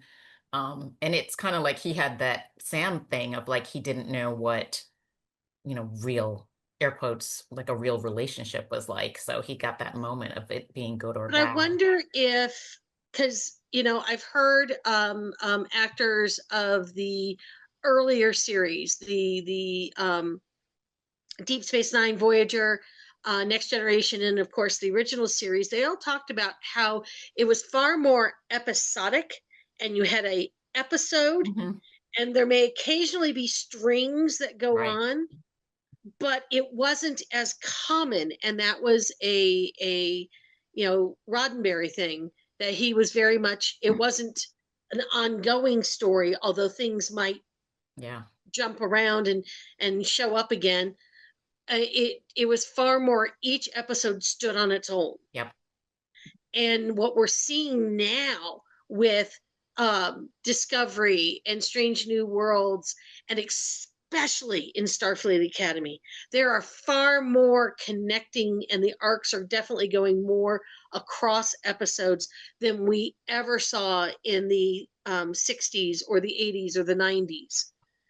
And so I wonder if there is more to that story with the doctor's daughter than we know, because we didn't see it in the episodes we were given. Yeah. It kind of reminds me of with Data when he made Lal. And Yes. that was a self-contained episode too. Yes. And I feel like we got to know Lal more. So Yeah. at the end of that episode, I was also very sad. Not that the Voyager Doctors episode was not also sad, but Lal, I felt like became part of the show for that Yes. episode. Like other characters interacted with her and got to Yes. know her. And so when she was gone, and in a very kind of tragic way, just because of the whole unfairness of being treated like property, I think was the main plot point. It Yeah. was very poignant. So yeah, I liked all the parallels they drew in the episode to that kind of loss. But it was interesting that because he's the doctor in Starfleet Academy has been grumpy towards Sam from like day Yes. one. And so it's like finally we get an answer, but it's interesting that was the answer. Yeah. Is Lal referenced in Picard season 1? I don't remember. Who's referred to in Picard season 1? Yes. Lal is referred to in Picard, but I don't remember which episode it was, because Data talks longingly about his daughter at some point. Or not Data, I don't know what was the New name Data. of the character. New Data, yeah. It's just there's so many Datas now, who are we talking about? Data 2.0. But I think there is a reference to it, because I remember there being at least once that it came up again, but it was years later. It was the Picard. So yeah, I always wondered what happened to the Doctor after the return of Voyager to Earth when the Federation banned artificial people. Yeah. Was he given I don't know, was he grandfathered in or something, Yeah, I don't think they even addressed that on Prodigy. Anyway, let's go and we got to tackle the two-part. Yep. I just have been looking at the two-part finale because it was actually written by a bunch of people. I mean, the teleplay was originally by Kirsten Beyer, story by Kirsten Beyer and Kenneth Flynn, and the second part was teleplay by Alex Kurtzman and Kirsten Beyer, story by Noga Landau and Gia Violo. The first part was directed by Jonathan Frakes, aka Will Riker, and Otami Osun-Sanmi directed I want to pronounce it Rubicon, not the Rubicon, the Rubicon. I thought it had an L in it for some reason. And so it's the end of the academic year. They're all thinking about where they're going, and they're afraid of Baraka is going to use a a weapon of mass destruction, the Omega molecule. So the Federation starts to concentrate its security inwards, um, while they and I forget. I'm trying to remember. I'm trying to remember the plot. So the Athena's out. Oh, they finally Caleb has figured out where his mother is, and it's somewhere in Yes. Venari Ra space. So he seals the shuttle. Sam and Genesis and Darum all go with him for various reasons, and they find his mother. Unfortunately, they also get caught, and they have to escape, and they have to get the Athena to help them escape on time. And we also get Anisha also comes on the Athena, and then Brock actually tricks the Federation because now he's isolated the Federation with the Omega molecule and leaving the Athena outside of this barrier around the Federation space. And in the second episode, while the Federation's trying to figure out what to do, the Athena's trying to evade the Venari Ra but they get captured. They're able to hide the students in Tarina, hid in a place which the sensors will show that there's nobody in there as long as the pressure is at a certain level. And so Braca takes Anisha and Acme to have a trial for the Federation, and seeing all the unaligned parties judge the Federation, which again, you get another powerful scene with the three of them together, and it really works well. And of course, at the same time on the Athena, they try to figure out how to break the control of the barrier, and they figure out a solution thanks to the Doctor for being hacked, and they try to come up with something while trying to delay the trial. And we have the end, and we get set up for next year, which has already been filmed. Now they're doing post-production. Nice. My favorite scene, well, one of the scenes that I like is they did something, Anisha's we come back to the crime that Anisha and Noose did. And again, I like it. Holly Hunter is playing cool. Acme's playing it cool. But she brings up something, and I'm a big fan of John Scalzi. I got to interview him for the show in November, and I was a big fan of Red Shirts. And the reason he wrote Red Shirts which is trying to humanize the people who unfortunately become the casualties in various Star Trek and other shows. Because the reason John was working as a technical advisor on Stargate Universe, and so he would look over scripts and give them suggestions, which they may or may not listen to. And literally in one of the scripts, they say Red Shirt walks into room. Yeah. And so that was the inspiration for the novel. And the fact that she says, hey, Anisha feels it, obviously, because Anisha is a human being with empathic emotions. And because he was a guy, I think they went over the top by saying he was about to retire that day, but he was a human being from Hawaii who still stayed in Starfleet even though Earth was out. And oh God, they did Red Shirts. Somebody pointed out on another show, I wish I could claim original thought about this, but I really like that scene. But I did like that scene. It was, oh yeah, it's Red Shirts. You can also say they're playing off Scalzi, and that got me, that she's not feeding into the rage machine. And maybe that is the solution to the rage machines that we're encountering. I mean, this is me talking highfalutin, tear it down if it's insane, but the rage machines, you don't confront rage with rage. You have to activate cool and tear it apart from the inside. So that was my favorite part, and I think it was a good finale. I agree. I thought it was solid. I love that it went back to the beginning to tie, bring the story full circle, and that they went, they did a good job of going hard with nobody in this scenario is perfect. No one is exactly right. No one is completely, out of left field. Everyone had a perspective and had flaws and made mistakes. And I did love the humanization of the person that died, because in the first episode, they're like, well, someone died, so someone's got to do time for this. And that's kind of it. And then in this one, she's like, oh, he liked ice cream and he liked this and blah, blah, blah. Yeah. And I'm like, oh, this was now I think it gave Anisha pause to be like, oh, I see why this was such a grave thing, even though the ultimate punishment was still highly inappropriate. So I love that, full circle moment.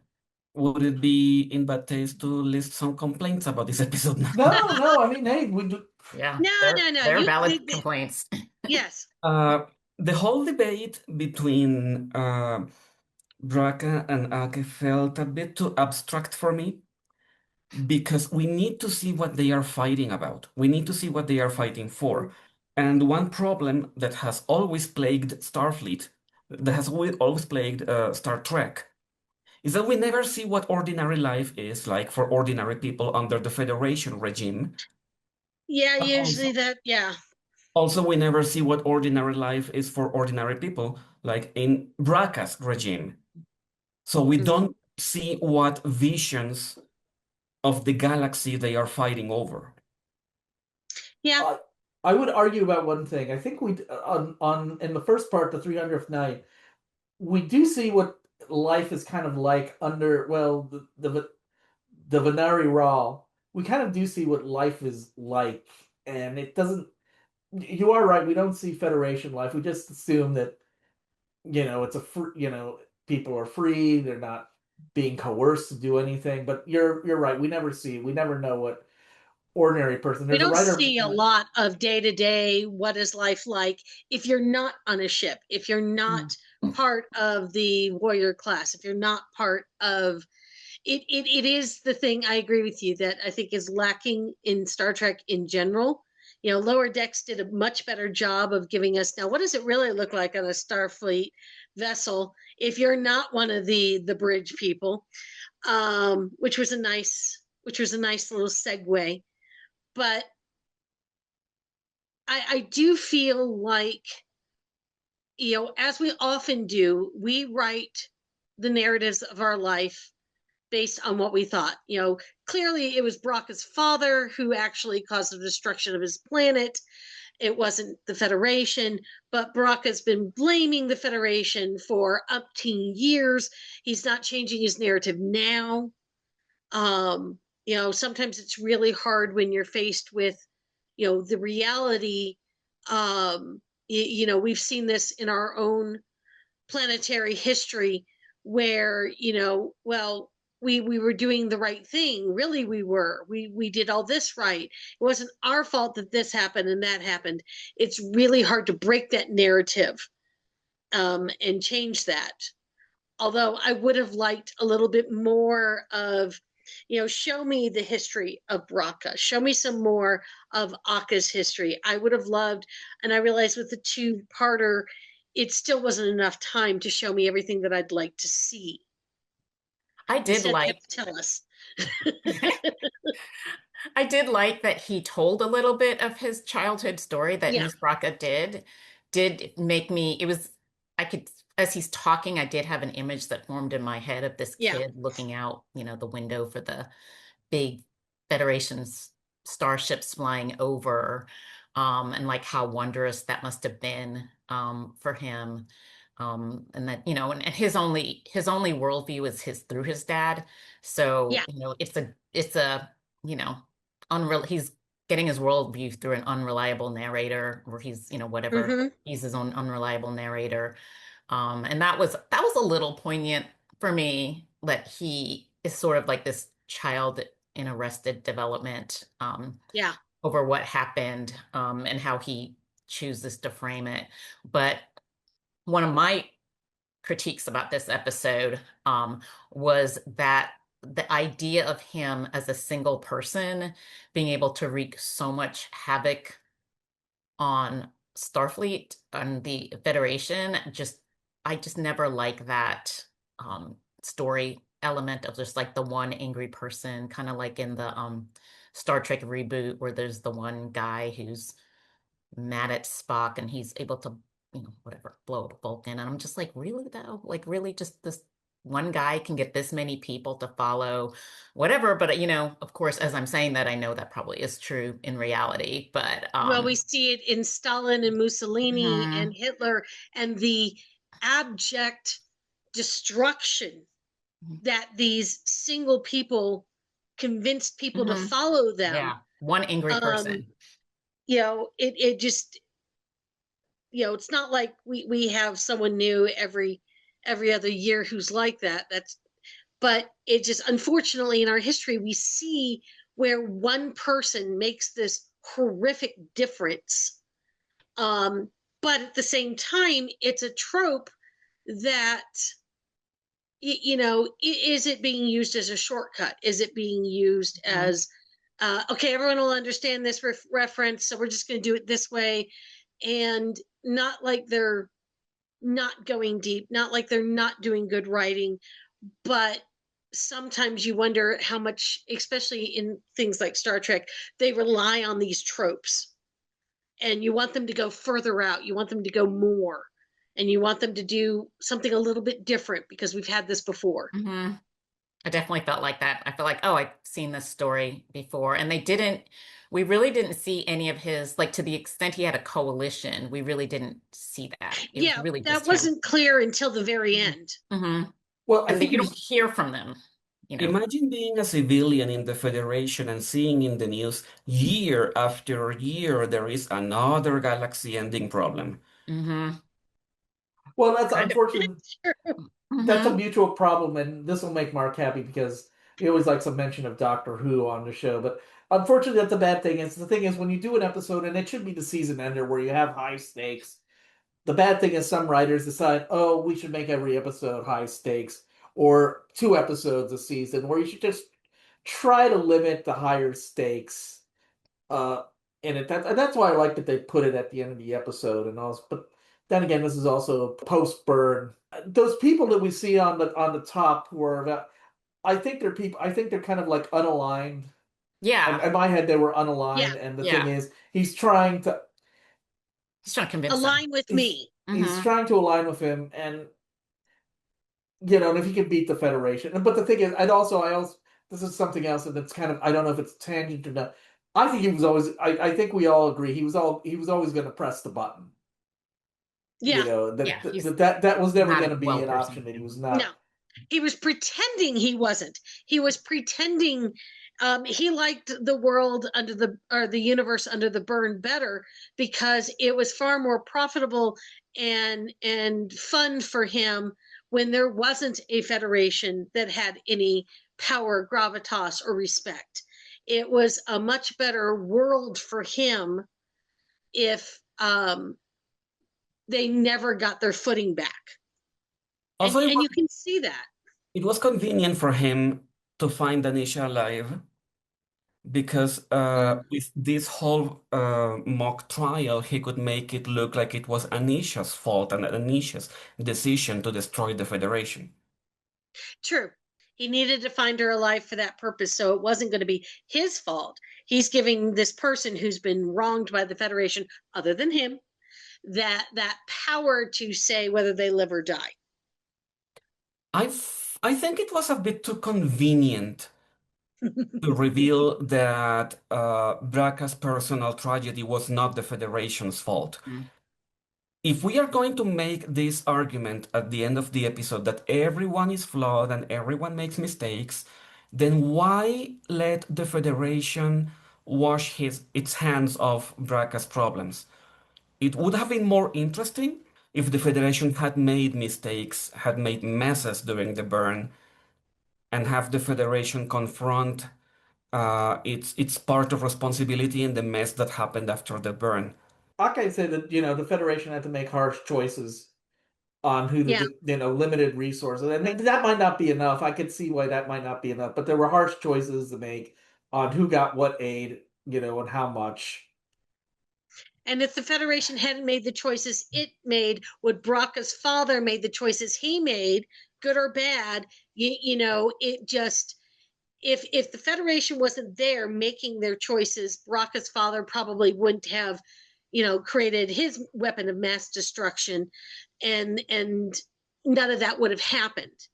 And then it becomes a question of chicken or the egg, which one came first, Federation's mistakes or Braca's father's mistakes, because clearly he had to have been working on this long before the Federation came to smack them around for stealing stuff. And then you start getting into the Les Mis story of, was stealing a loaf of bread worth the reaction that the Federation had? Was the Federation overreacting because these people were starving? And then you start to get into more of a everyone is at fault. But you're right. It did give the Federation a little bit of an out to make it really be Braca's father was the one who ultimately created for the destruction of his world, not the Federation. But I would say that the Federation made the situation that Braca's father, he felt he had no choice but to create this disaster. Yeah, it seemed like they were trying to pull any potential sympathy from News Braca with that kind of plot twist. Like, he's just wrong. He's loud and wrong, basically. So it was a choice. I did not. This is one of those episodes, the pair, like a lot of Star Trek, like the 2009 reboot Star Trek movie, where I liked the movie, but I didn't love the underlying plot as much. But I like that. I like the acting. I like the story. I like the relationships. But I kind of was like, what now? But did you like the red matter? I liked the twist about. I thought the twist was fun. And they're looking at the color and what color would that be? And it's like, it's kind of like, the twist you get at the end of a horror movie or a murder mystery or something. And so that was fun. But I am a little tired of the one bad guy can now defeat the entire Federation. Well, unfortunately that's from the movie era, because if you saw the first movie, and you should only, I'm an evangelist for the director's cut of Star Trek: The Motion Picture, but the thing is, when Wrath of Khan, which is seen as the most successful film, they feel one of the reasons it's successful is that they had a definitive villain. So I think in future Star Trek, there is that argument done by Star Trek, particularly for the definitive villain. Yeah, you need to have a Khan, and I think they even refer to it. Who is our Khan, particularly for the films? And I think they decided to have a Khan, and you might just have like a. And I guess they decided to have a Khan like this, but again, I also see him since I see him as a Trump surrogate. I think they just want to put one in and to make it timely. I think you also need that character angst. I think that's what makes those standout episodes too. And this story obviously had a lot of that character versus just politics. Had personal character dynamics of like Anisha, and I have not said yet how much I love Tatiana Maslany. I think she's amazing, and I loved her in these two episodes. I'm so glad they brought her back. I was unclear that they were going to, or if this was going to be some sort of long 7-year thing of is she out there. So thank you to them for bringing her back. Oh no, I think that was the plan. You don't put somebody in that role and put Tatiana Maslany on it. Yeah, she was so great. You never know in the streaming era when they are going to cancel your show. That's true. Yeah, that's also true. Instead of doing the 1000th iteration of the lone guy with a grudge against the Federation, for this season, I feel like the quest for a way to fix Sam's programming could have been a good ending for the season. It would have been more than enough drama for a finale. They could have ended on Life of the Stars. But then, speaking of, I guess we should be working towards final thoughts. One of the things, the Pop Culture Happy Hour, I want to bring up this stuff. One of the Pop Culture Happy Hour, which is an NPR podcast, brought up they liked the show, but they did the show. I think they only saw the first 6 episodes or first 5 episodes, and one of the things they were wondering is that they were going to see stuff like Space Prom, and I go, I'd be intrigued. I always like a good party. I would want to see Space Prom. I think instead we had Space Bar. We had bar night. Although there was an episode, in the Wesley Crusher post him leaving the show episode of Trek, and the episode it was the game. I think that was the game episode. But I think he pointed out that the Academy has the Sadie Hawkins dance, which I never had in my school. Would have made certain things I interesting. love that we more have Sadie interesting. Hawkins in the future, that has to be a I thing. know. It's like, when will we be done with this, please? Did you guys do it? I didn't do it in my high school. No, it's just funny that, just the gender thing. Yes. It's like, I Oh, thought we what? were Oh, past that is that. We're in true. Star Trek now. A what, Hawkins? Oh, Sadie Sadie Hawkins. What is It's that? a dance where the girl asks the Girls boy ask instead the of the boy boy. asks the girl. Because that's revolutionary. Huge in Even the 70s in Star and the Trek. 60s. Yes. Yeah, and then the episode The Game, when Wesley is visiting and he's talking about his time at Starfleet, Data brought up that I think he had an awkward experience at the Sadie Hawkins dance. Yeah, I try to forgive, new Yes. Star Trek and old Star Trek for when they do those contemporary Uh-huh. references. Because Strange New Worlds does it a lot. Even this Starfleet Academy does contemporary references. And I'm like, you know what? They're like, we're talking to you, audience of current day. So Yeah. just have a little willing suspension of disbelief. But it is sometimes when you think about it, you're like, what now?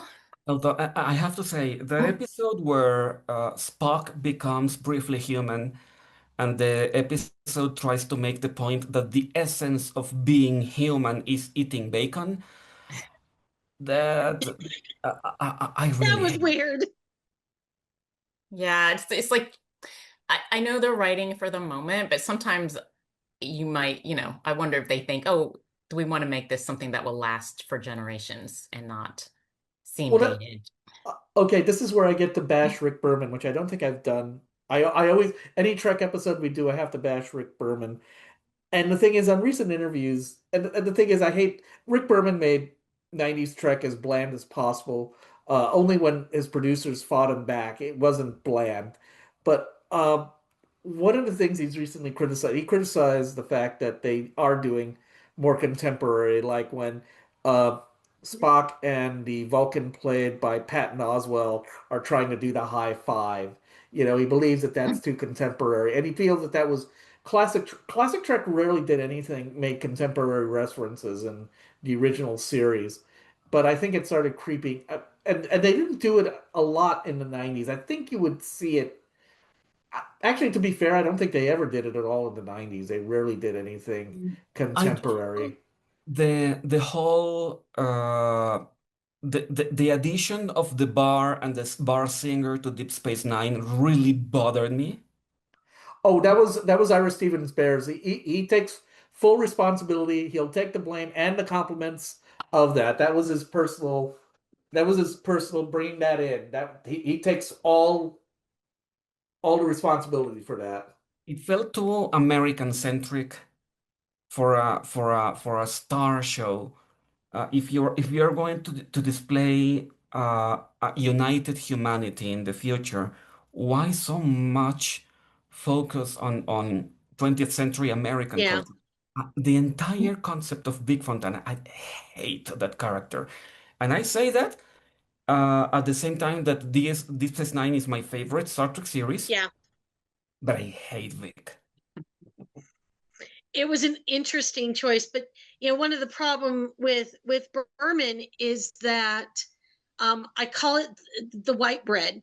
It just, for all of the risks that you did see taken in the original series and Next Gen and Deep Space Nine and all of that, at the same time there was not, and I'm going to use a word that's not popular right now, diversity. I grew up being military and being all over this planet. It felt too much like it was an awful lot of this section of America. Well, I've lived from one side to the other, literally. And it's just like, I mean, my gosh, in this country alone, we've got a lot more diversity than sometimes we would have in Star Trek. And it would be very frustrating because it felt like too often there were these token characters, but then we didn't explore a lot. We didn't it just, there wasn't a lot of, I want to see what life is like in this planet, and I want more of that to influence it. It shouldn't just be, while Earth may have been the center of Starfleet, the birth of Starfleet per se, it just, by that point, how many worlds do we have involved? And it just, every once in a while I'd get really frustrated because, oh, this could have been so great if we just did blah, blah, blah, blah, blah. And whether it's because they're contemporary touches or they're just acknowledging the reality that there's a lot more out there than white bread America, every once in a while Star Trek would frustrate me because I felt like they would fall back onto these tropes like Vic. And it was just like, okay, it was funny for half a minute. I remember reading once that Patrick Stewart wanted Picard to favor a certain Chinese blend of tea, but the producer said, no one's going to recognize that. Let's use Earl Grey. Yeah. Yeah, did become iconic. Yeah. And he had a British accent, even though he was French. Yes. That's the universal translator. There you go. Right. Yes. Maybe every time he was saying make it so, he was saying it in French.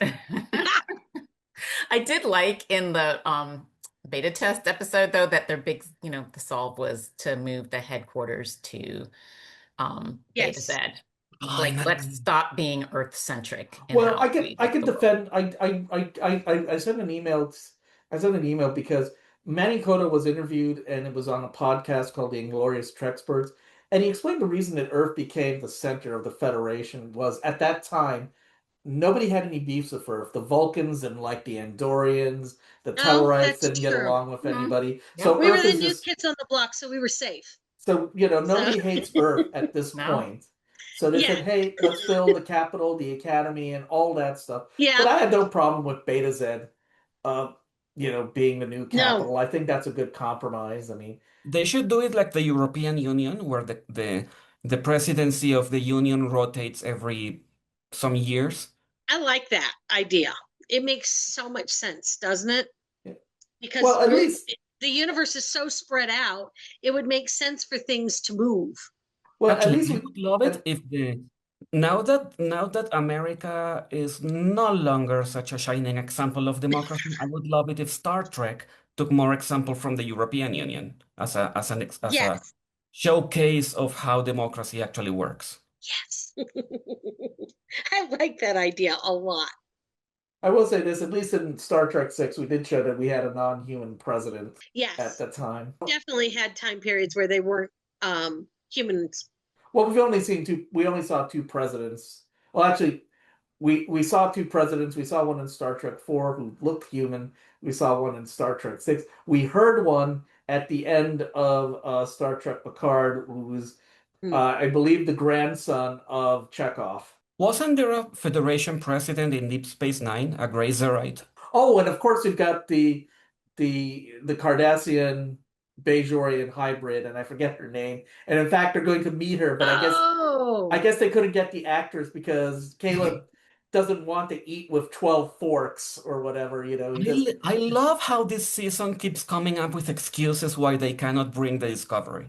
There was one reviewer, Keith Candido, who pointed out that... Oh, I think Keith Candido was the one who pointed out the red shirt, not the Vulcan hello. But he pointed out that at least they explained it. At least they explained why can't Discovery use their drive to get out. But and a lot of times when you have the new show, you don't want the old show to overshadow the new show. So you got to kind of keep them at bay. Maybe in season 2 they can come visit, but they got to stay... It needs to stand on its own and not look like it is because of Discovery this exists. But you got Jet Reno there, and Jet is a big part of Discovery and a big fun part. And I'm glad that they. I'm so glad they had her in this. Jet Reno was nowhere near big enough in Discovery. Jet Reno was given very little time in Discovery. She got kidnapped in I think season 4. She got her time in the finale, though, of Starfleet Academy, and she was so fantastic. And I was sort of mad that Laura Bach kind of disappeared from the story. I thought she was going to be central. And then after like 4 episodes, I was like, where is she just not on the show? And she came back for a little bit. But yeah. So but I did like it a lot. Anyway, we got to wrap this up. Well, hopefully, I mean, right now, as I said, they filmed the 2nd season. It's in post-production, and unfortunately, up after that, I don't think they've confirmed the 3rd season of what's going on. So we're going to see 2 more seasons of Strange New Worlds, if I recall correctly. And hopefully, when everything settles down, hopefully we'll follow this class to graduation, and maybe get our space prom. Okay, we can skip space from. But before we go, Anne and Arturo, is there anything you guys want to plug? Justice for Tuvix. That was Lower Decks, and they dealt with that, or tried to anyway. But anything else you guys want to promote? We both write for the blog Birds of a Feather, which has a very fine selection of writers who share their obsessions with the world every weekday. Love it.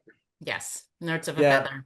Love Great, it. Check great out stuff. their lovely people. Also, former guest Haley Zapal writes for that. A good friend of mine, Paul Lemire, who I actually just talked to recently. Great, but okay, so that'll be it for this week's episode of Mark Who 42. I want to thank our guests, Arturo Serrano and Anne Michelle Harris, and of course our regular Vicky Jakubowski. And we'll catch you next time. Thank you very much. We hope you enjoyed Mark Who 42 this week. We will be back next time with more great stuff. We'll be back. Bye, everyone.